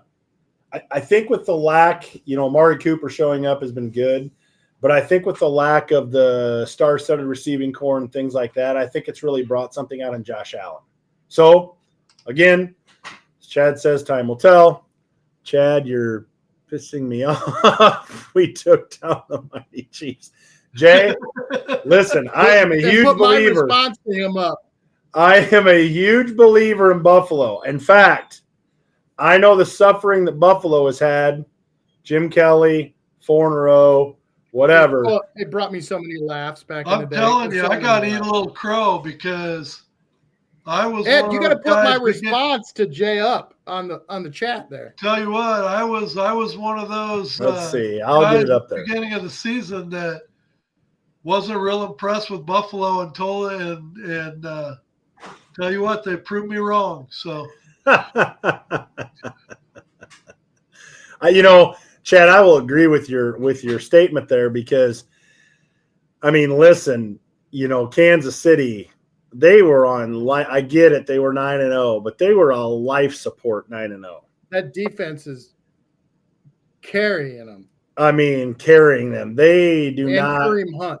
They do not look anywhere near any type of Super Bowl type offense. They don't even look at this like the Super Bowl type offense that they won it with last year. Yeah. Patrick Mahomes has more interceptions than touchdowns. Like, oh my goodness, like things are not good in Kansas City. However, we shall move on. Did Brett get a say in the Detroit Philly thing? Yeah, he went Detroit, He did? Philly, Buffalo. Okay, I'm yeah, sorry. I must have yeah. been ranting over the top of him. Kind of going. I love you, Brett. Chad gave a nice little segue into that.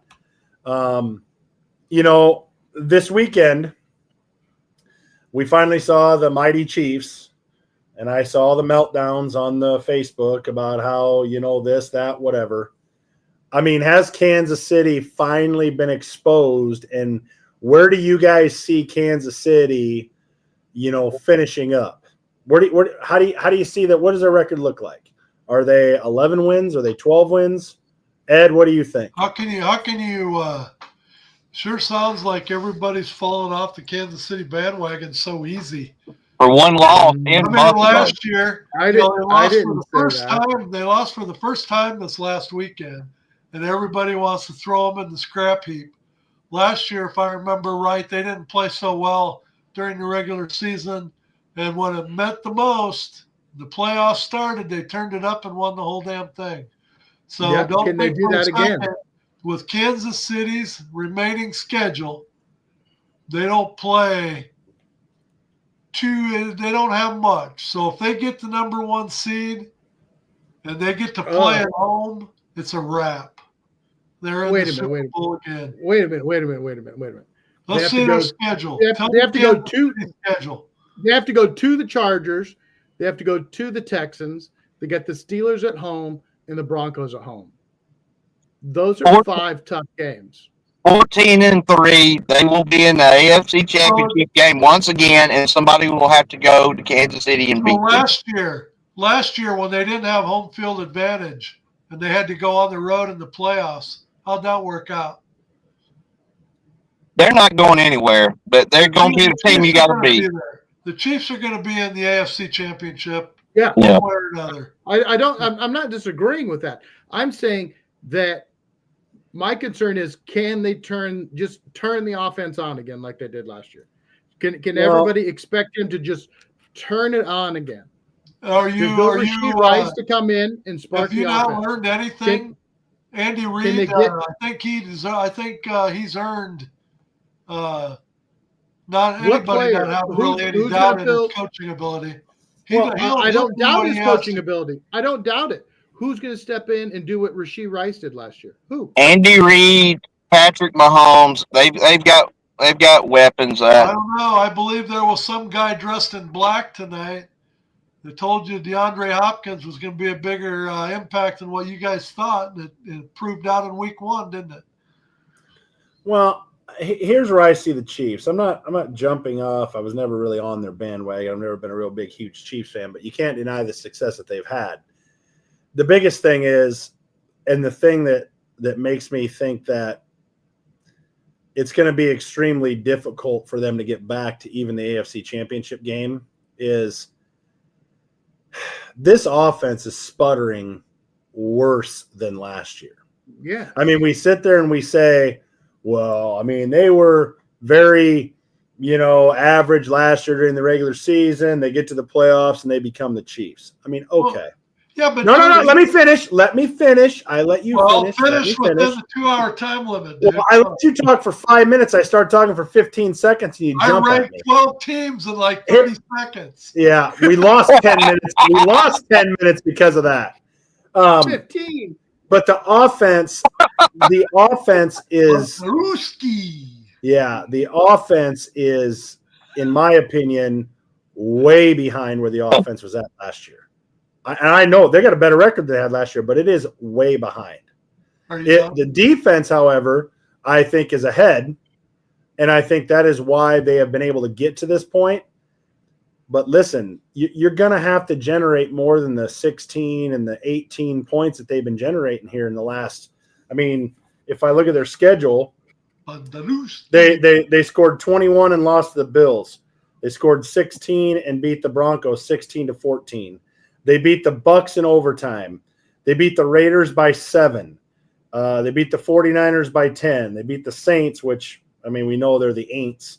They just got by the Chargers 1 score. They beat the Falcons by 5. They beat the Bengals by You could 1. go through the whole NFL. And There's a lot of let's not one-score forget games in the this. NFL. Let's not forget this. The MVP, the offensive MVP through the first half of the season for the Chiefs is on IR. Harrison Butker. Yeah. Let's talk about the other teams that are supposed to be a threat.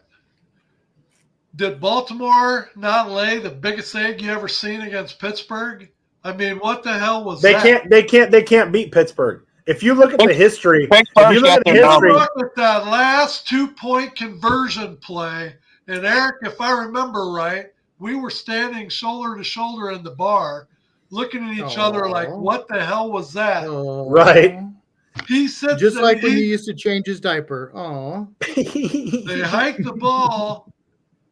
He rolls out. He does a bootleg. There isn't even a receiver from Baltimore on that whole side of the field. And if you look at the replay, hell was that? if you look at the replay, the tight end and the receiver, they were confused about the blocking assignment. They were actually arguing with each other about where they were supposed to be. So it was clearly a busted play. But if you look at historically, Pittsburgh is about the only team that is not scared of the Baltimore Ravens. I don't know. Harbaugh's record against Pittsburgh is not good. Who's notorious in the playoffs who's not performing?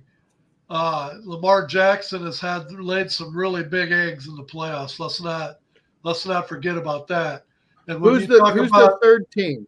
And when you talk about Kansas City not playing that good of football, they went into Buffalo this last week. And what was the final score? The Buffalo game? Yeah. Was it a one-score game? They beat them by 11, didn't they? Yeah, it was Something like that. So it's 31-20 or 30-21. So they went to Buffalo. Yep. Buffalo won the game. I'll give them that. 30-21. But as bad as Kansas City supposedly is playing right now, you don't think when the playoffs come around? Listen, I applaud your faith in history. And I'm not even a Kansas City fan, so you can't get it. call me a homer. I applaud your faith in history. And I mean, yes, Andy Reid's a great coach.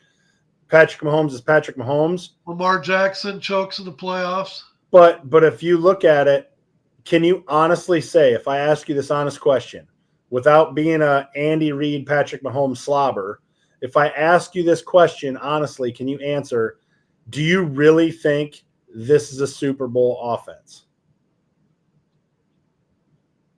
Yes. Oh, my God. I mean, okay. I can't believe the comment box isn't. I mean, I got to check the comment. You don't think DeAndre Hopkins, Travis Kelce? Did they have DeAndre Hopkins and Travis Kelce in the Buffalo game? Did they? Guys, it was one game.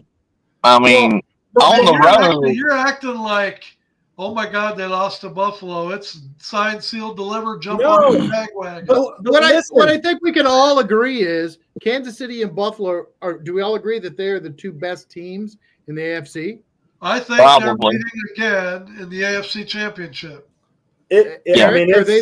Are they the two best teams? I would say, simply because I think in a reversal of fortune, I think we're talking about a couple of juggernauts as opposed to in the past being in the AFC. I think the juggernauts are in the NFC this year. Absolutely.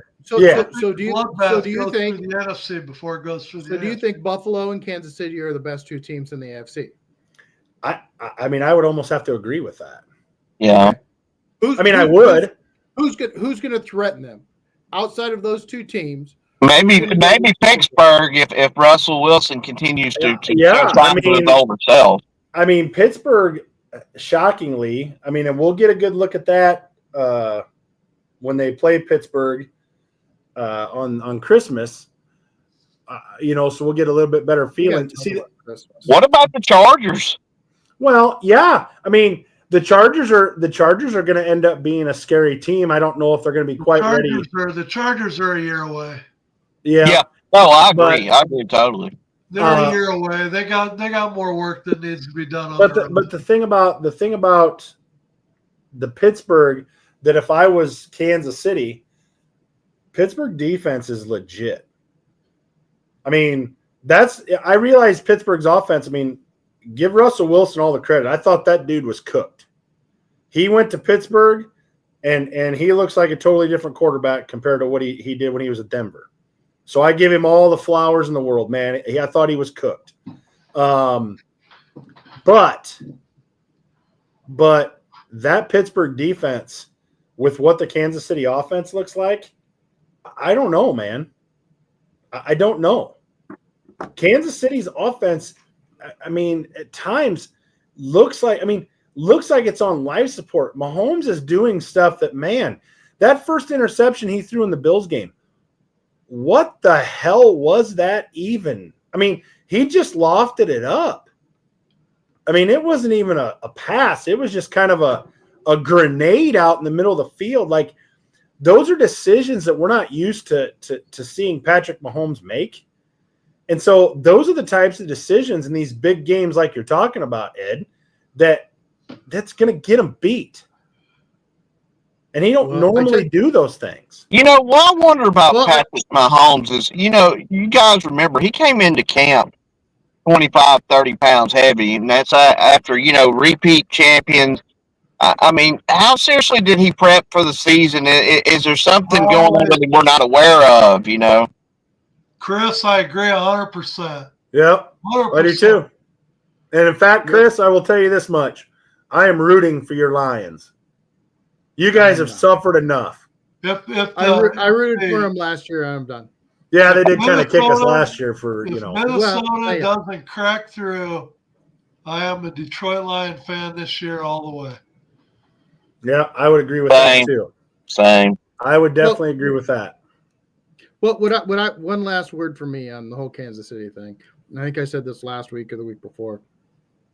Is Andy Reid and Patrick Mahomes. This offense is struggling, and they're too busy sniffing their own farts.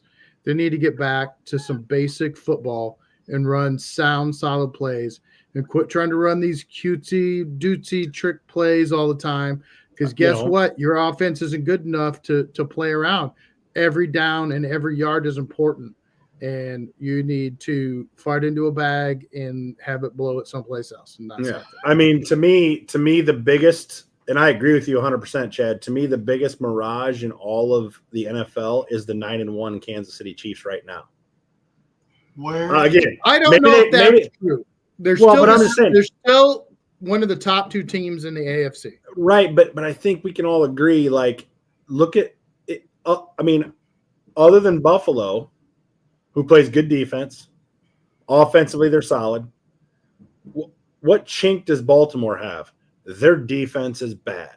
Defense, it is not good. The problem is it puts way too much pressure on Lamar Jackson because he knows he's got to play a perfect game. Yep. Because the other team's going to be able to keep up with his score. So if he's not putting a 35 burger up there, 100%, they're going to lose. So we know that's Baltimore's weakness, the defense. I think we've established that, shockingly enough, the weakness on Kansas City right now is the offense. Pittsburgh. What's Pittsburgh's weakness? It's not defense.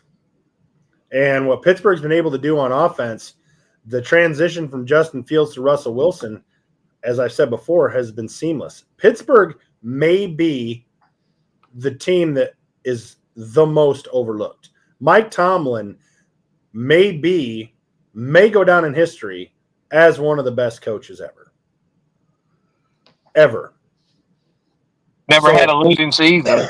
Well, I'm just saying. It's not a team that can probably score 30 or 35 points a game, but 90% of the time with their defense, they're not going to have to. No, and so what I'm saying is, let's not sleep on Pittsburgh when it comes. Everybody wants to say it's Kansas City and Buffalo. But if you start to look around the AFC and you start to say, okay, the top 5 teams, okay, what's the Chargers' weakness? To me, they don't quite the where they don't have their wide receiving core they need to have. Yes. So when they get against, let's say, a Pittsburgh defense or even a Kansas City defense, if they can't run the ball, are they going to be able to move the ball through the air? Maybe they will, maybe they won't. But that, to me, that is maybe the weakness that could hold them back. But the 2 teams you say, man, I just don't know what their weakness is right now. Buffalo and Pittsburgh, not Kansas City, not Baltimore like it has been the last 3 or 4 years. It's Pittsburgh and Buffalo. I mean, as it sits right now. So Kansas City may have a better record than Pittsburgh. They may have a better record than Baltimore, may have a better record than Buffalo, but they have a weakness. Baltimore has a weakness. Right now, I don't know if we could debate, but I don't know what Buffalo or Pittsburgh's weakness is right now. I don't see it. So you can make an argument that right now the 2 top teams in the AFC are Buffalo and Pittsburgh. Shockingly. We thought it was going to be a dumpster fire. Tomlin has somehow made the Fields thing work to at least what was he, 4-2 or 3-2, 4-2, and then Wilson comes in and goes 4-0. I mean, hey, hats off to him. So, last thing, real quick, because this just seems to be the gift that keeps on giving. And I wish I would have give Ed the picture to load this up, because I believe this is the future quarterback of the Minnesota Vikings. Ladies and gentlemen, the New York Jets, it has been reported, have talked about benching Aaron Rodgers. Does it make sense? Green Bay to the Jets to Minnesota. Where have we seen this play out before? Ed, what do you think about that? It ain't gonna happen. No. They might need a bridge. They might need a bridge to get the J.J. McCarthy, had a second knee surgery, rookie. What better way to sit behind a future Hall of Famer? Well, let's just like Aaron Rodgers. Let's just put it this way: Minnesota, for the first time in ages, has got the advantage of a rookie contract. And so what's the closest to a rookie contract? Sam frickin' Darnold. So don't kid yourself. They're going to have enough contracts in place before next year that there ain't no way that even if they wanted Aaron Rodgers to come in, there ain't no way that he'd come in and play for $10 million a year. So the GM got fired for the Jets, so there's no reason to keep him around. Rather than talk about this fallacy. Sam Darnold, by the way, is not under contract next year. No, he's not. But rather than talk about this kind of a fallacy that ain't going to happen. No, it's going to happen. You know what? Let's talk about, Chad brought up a good point behind the scenes here. Last Friday night, everybody gathered around their TV with family and friends, waiting to see Mike Tyson. Oh, jeez. On Netflix. Netflix getting into live streaming. They're going to be the new face of sports as we know it. Why are we talking about this? Chad brings up. I don't think you understand. Chad brings up the point that here we are, 1 month away. We had a complete grease fire last Friday. What happens in 1 month, Chad? Go ahead and take it over. Christmas Day. Wednesday, not Thursday, not Friday, Wednesday, Netflix is going to air 2 NFL games. What 2 NFL games are they going to air? They're going to air the Kansas City Chiefs at the Pittsburgh Steelers on a Wednesday at noon, and then the 3 o'clock game or 3:30 game is the Baltimore Ravens at the Houston Texans. What kind of shit show is that going to be on Netflix? And as Chad would say in his expert analysis, if you're going to fart into a paper bag, you would label it Wednesday Christmas on Netflix. Hey, That is insanity. just put a 25 in the circle that I'm making with that pen, and you guys could all close your eyes and be right back to Friday night of the Tyson fight. That's what's going to be on Christmas They Day. had They had 107 million people watching the Tyson fight. I don't know if that had anything to do with what went on Friday night. Well, But- here's the thing. Let's look and see. Brent, look how and do you, see. how do Okay, you so- know so- Jay? So here's what's going on the week. Birmingham. Oh, At least Chad, give me 2 seconds. okay. How do you know Jay, Brett? Birmingham Stallions fan. If he's going to dog Minnesota like this, he's on permanent probation. Just short of being banned. Just let him know that. I like you, Jay. That's Okay, good. Chad, back to your farting in a bag analysis. Okay. Oh. So the week before, on Saturday, all 4 of those teams play each other on Saturday. So at least the Wednesday game will be like a Thursday game. But they just play each other in reverse. So Houston's at Kansas City and Pittsburgh is at Baltimore. But still, a Wednesday, Netflix after that. Sorry, boys, the swear jar is heaping this weekend. Shit show, Netflix. How they did not know they didn't have enough server last Friday night, I will never know. Everybody knew. Every single Gen X person, sorry I had to leave you out of this. Yeah. Every Gen X person was going to watch that game, and they blew it. I call up Chad on Friday night, and I'm saying, hey, are you watching the Mike Tyson fight? He's like, yeah, I got family over. I'm grilling hot dogs.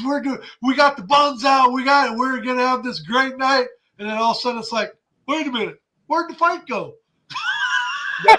What's funny is, so my TV, as I was sitting there watching the circle go around with a 25% in the middle, I went to my phone. I watched it on my phone. So did I. I clicked off my Wi-Fi and Yep. went on 5G, and I watched it. Yep. And then late, like the fight had already started, and I was upstairs at that TV, and all of a sudden, poof, it popped on that TV, but it was about 10 minutes behind my phone, so I was just like, Ed and I were texting back and forth with each other, and Ed goes, mine started over. I'm like, yeah, mine started over too. I started seeing fights I had already seen before, and I'm like, what the hell? You guys, I could have got it on my phone. Yeah. Did you guys? Yeah. Did you guys realize, not to go off on a rant? Let me know that. To go off on a rant about the fight, but did you guys understand how the money was getting paid out? If Tyson had knocked him out in the first round, do you know how much money Tyson got? Huh. 0. What? Wow. Dude, I have seen so much footage of actual boxing people analyzing it, and they said Tyson had every opportunity to knock him on his ass, and they showed him go like this and pull punches. That's Jake because Paul's it was like in the this. first round. And he goes like this, and the punch just gets pulled because his face is completely exposed. For every Gen Xer that grew up like Mike Tyson actually being the baddest man, and we apologize. This is a football show. Ed brought it up, so blame him. For every Gen Xer like me who grew up with Mike Tyson being the baddest man on the planet, to watch him give Jake Paul a pass like that, I was so pissed. Every single one of us wanted him to you watch him when he's getting in shape for the fight, and you watch him, you can't even hardly see his hands, and then you watch the fight and it's like, what did they do? Did they hit him with a tranq dart before he walked out there? Seriously, that's what it looked like. The bare ass. I watched him I watched him when he was getting ready. You know, he's getting all pumped up. The hands are just flying. You can't even see him. He gets in that ring. It's like, here, Jake Paul. Woo.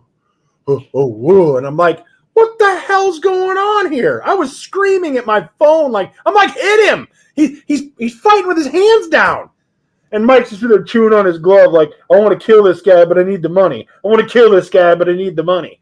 Like, oh my God. So we got a whole month. Let's go. We got Yes. a whole month to look forward to of Netflix completely rectifying all their problems. So without further ado, here comes the picks. Without further ado, let's get into the picks. First one's kind of a head scratcher. Pittsburgh 8-2 travels to Cleveland, who is a lofty 2-8. Pittsburgh is only a 3.5-point favorite. Pittsburgh. I'm taking Pittsburgh every day of the week and twice on Sundays. All of us are.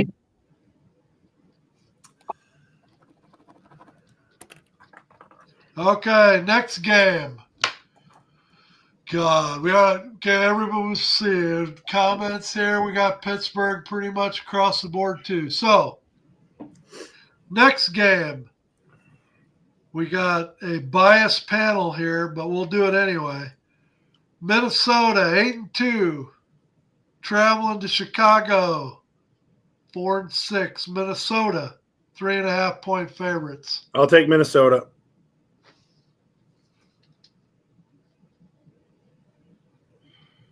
Give me Chicago. The Bears. Oh, shit. I am taking Minnesota as well. Minnesota never wins in Chicago, but God I love dang you, it, Eric. they Brett. eventually got I love you too, Eric. Yeah, thanks, bud. Mike takes I the love you, Brett. Vikings. Jay takes the Vikings. We got Henry taking the Vikings. We got Jay took the Vikings. That is nice. Okay. Next game. The team that's the biggest mystery in the NFL, San Francisco, continues to stumble along as a 500 team, travels to Green Bay, who has won 3 of their last 4 games on the final play of the game. If there was ever a team that has luck on their side, it's Green Bay. Green Bay Or the refs. Or the refs. Home field favorite. I am taking San Francisco. Oh, wow. Jay's taking the Packers. Henry's taking the Packers. Green Bay. Chad? Yeah, give me Green Bay. Man. You guys answer Green Bay like you can even stomach that. I can't. No, I didn't. I said Green Bay. I know. I've got Green, but I just don't even want to say it. I don't want to say the Fudge Packers. I don't. Take Green Bay so I can get another game on you guys. You know what? I got to. Yuck. All right. We got Jay and Henry taking the Packers. Mike, however, is siding with the guys on the right side. Yeah. Next game, we got Chad. Would be ever important, need the game. You know, Yeah. you need the Chad's up and coming Arizona Cardinals leading the NFC West at 6-4. 1-point favorites traveling to Seattle, who is 5-5, battling with mediocrity themselves. Who you got, Chad? You know Arizona. You're taking Arizona, right? Hell yeah. Put my name on it. I've already got Arizona written down too. I'm with you, bud. Let's go 9 wins with Arizona. I'm pretty sure I called that at the beginning of the season. I got Arizona. Arizona. So we've got a clean sweep for Arizona, but if you look on the comment line, That's hilarious. it's a clean sweep for the Seahawks. You guys are hilarious. Go Cardinals! Woo! I've been on their bandwagon all year, baby. So if the panel is correct, then Jay, Mike, and Henry have to DoorDash lunch to all of us Yes. on their dime at the restaurant of our choice. Next All right. game, Philadelphia, 8-2, travels to the LA Rams, who's also 5-5. What I want to know is the Rams play like crap, but when the Vikings went to the Rams, oh boy, they played like rock Did stars they? that night. But Did they? Or Yeah, did the they Vikings did. just play that bad? Shut up. Philadelphia. I'm taking Philly. Philly is 3-point favorites. Yeah. Give me the Eagle. Philadelphia Fly, baby, fly. Fly, baby, fly. Brett, The Rams. Whoa.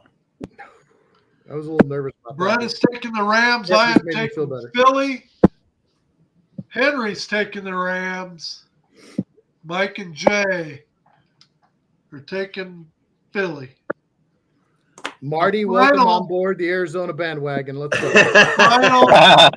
The final game of this week, episode 18 of The Bottom Line.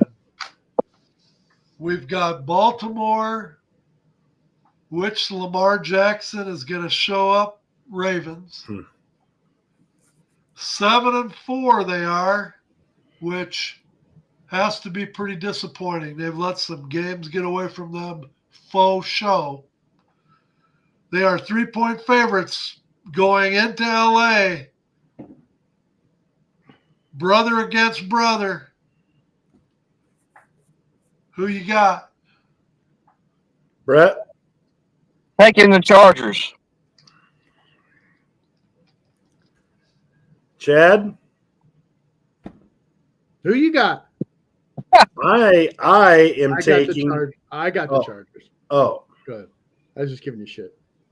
I am taking Baltimore. They're not going to lose 2 in a row. You want to know who I got, Chad? Yeah, I do, Eduardo. Yeah, you go last a lot. I got Baltimore as well. Damn it. They're not good. They're like same thing Eric says.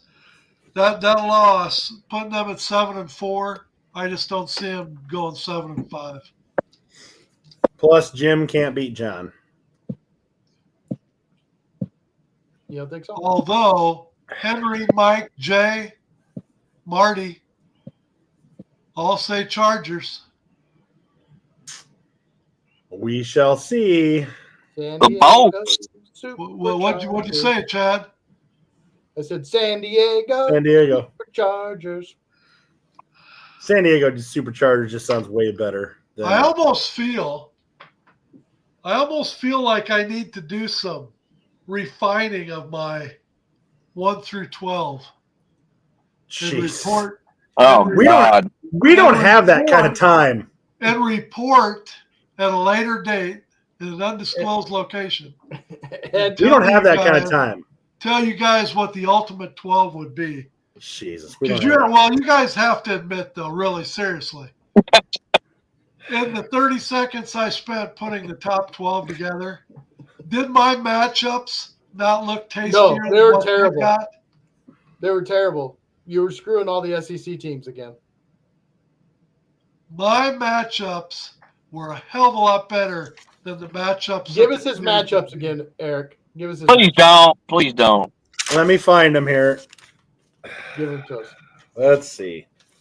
He had Oregon 1. So his first round matchups would have been Texas, Tennessee at Texas, See, SEC team screwing them, bud. Miami at Texas A&M, Clemson at Colorado, Indiana at Penn State. Those are a lot better matchups. See? Oh, but you're giving Indiana and Penn State an opening round game against each other. That's And right. they have- One of them don't deserve to be in there. So get rid of them right off the bat. Well, Which team? Then how is that? Oh my God! How is that any different than your argument against?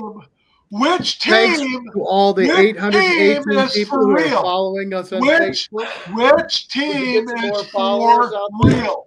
some But more likes. Team We is appreciate it. for real. you just made my argument We're from the done. first Dislike 15 us minutes because of this the championship show. is still not over yet. You just said We that appreciate all of then you. they'll be eliminated right away. Then what in the hell is the difference with the way that Because it's 12 teams.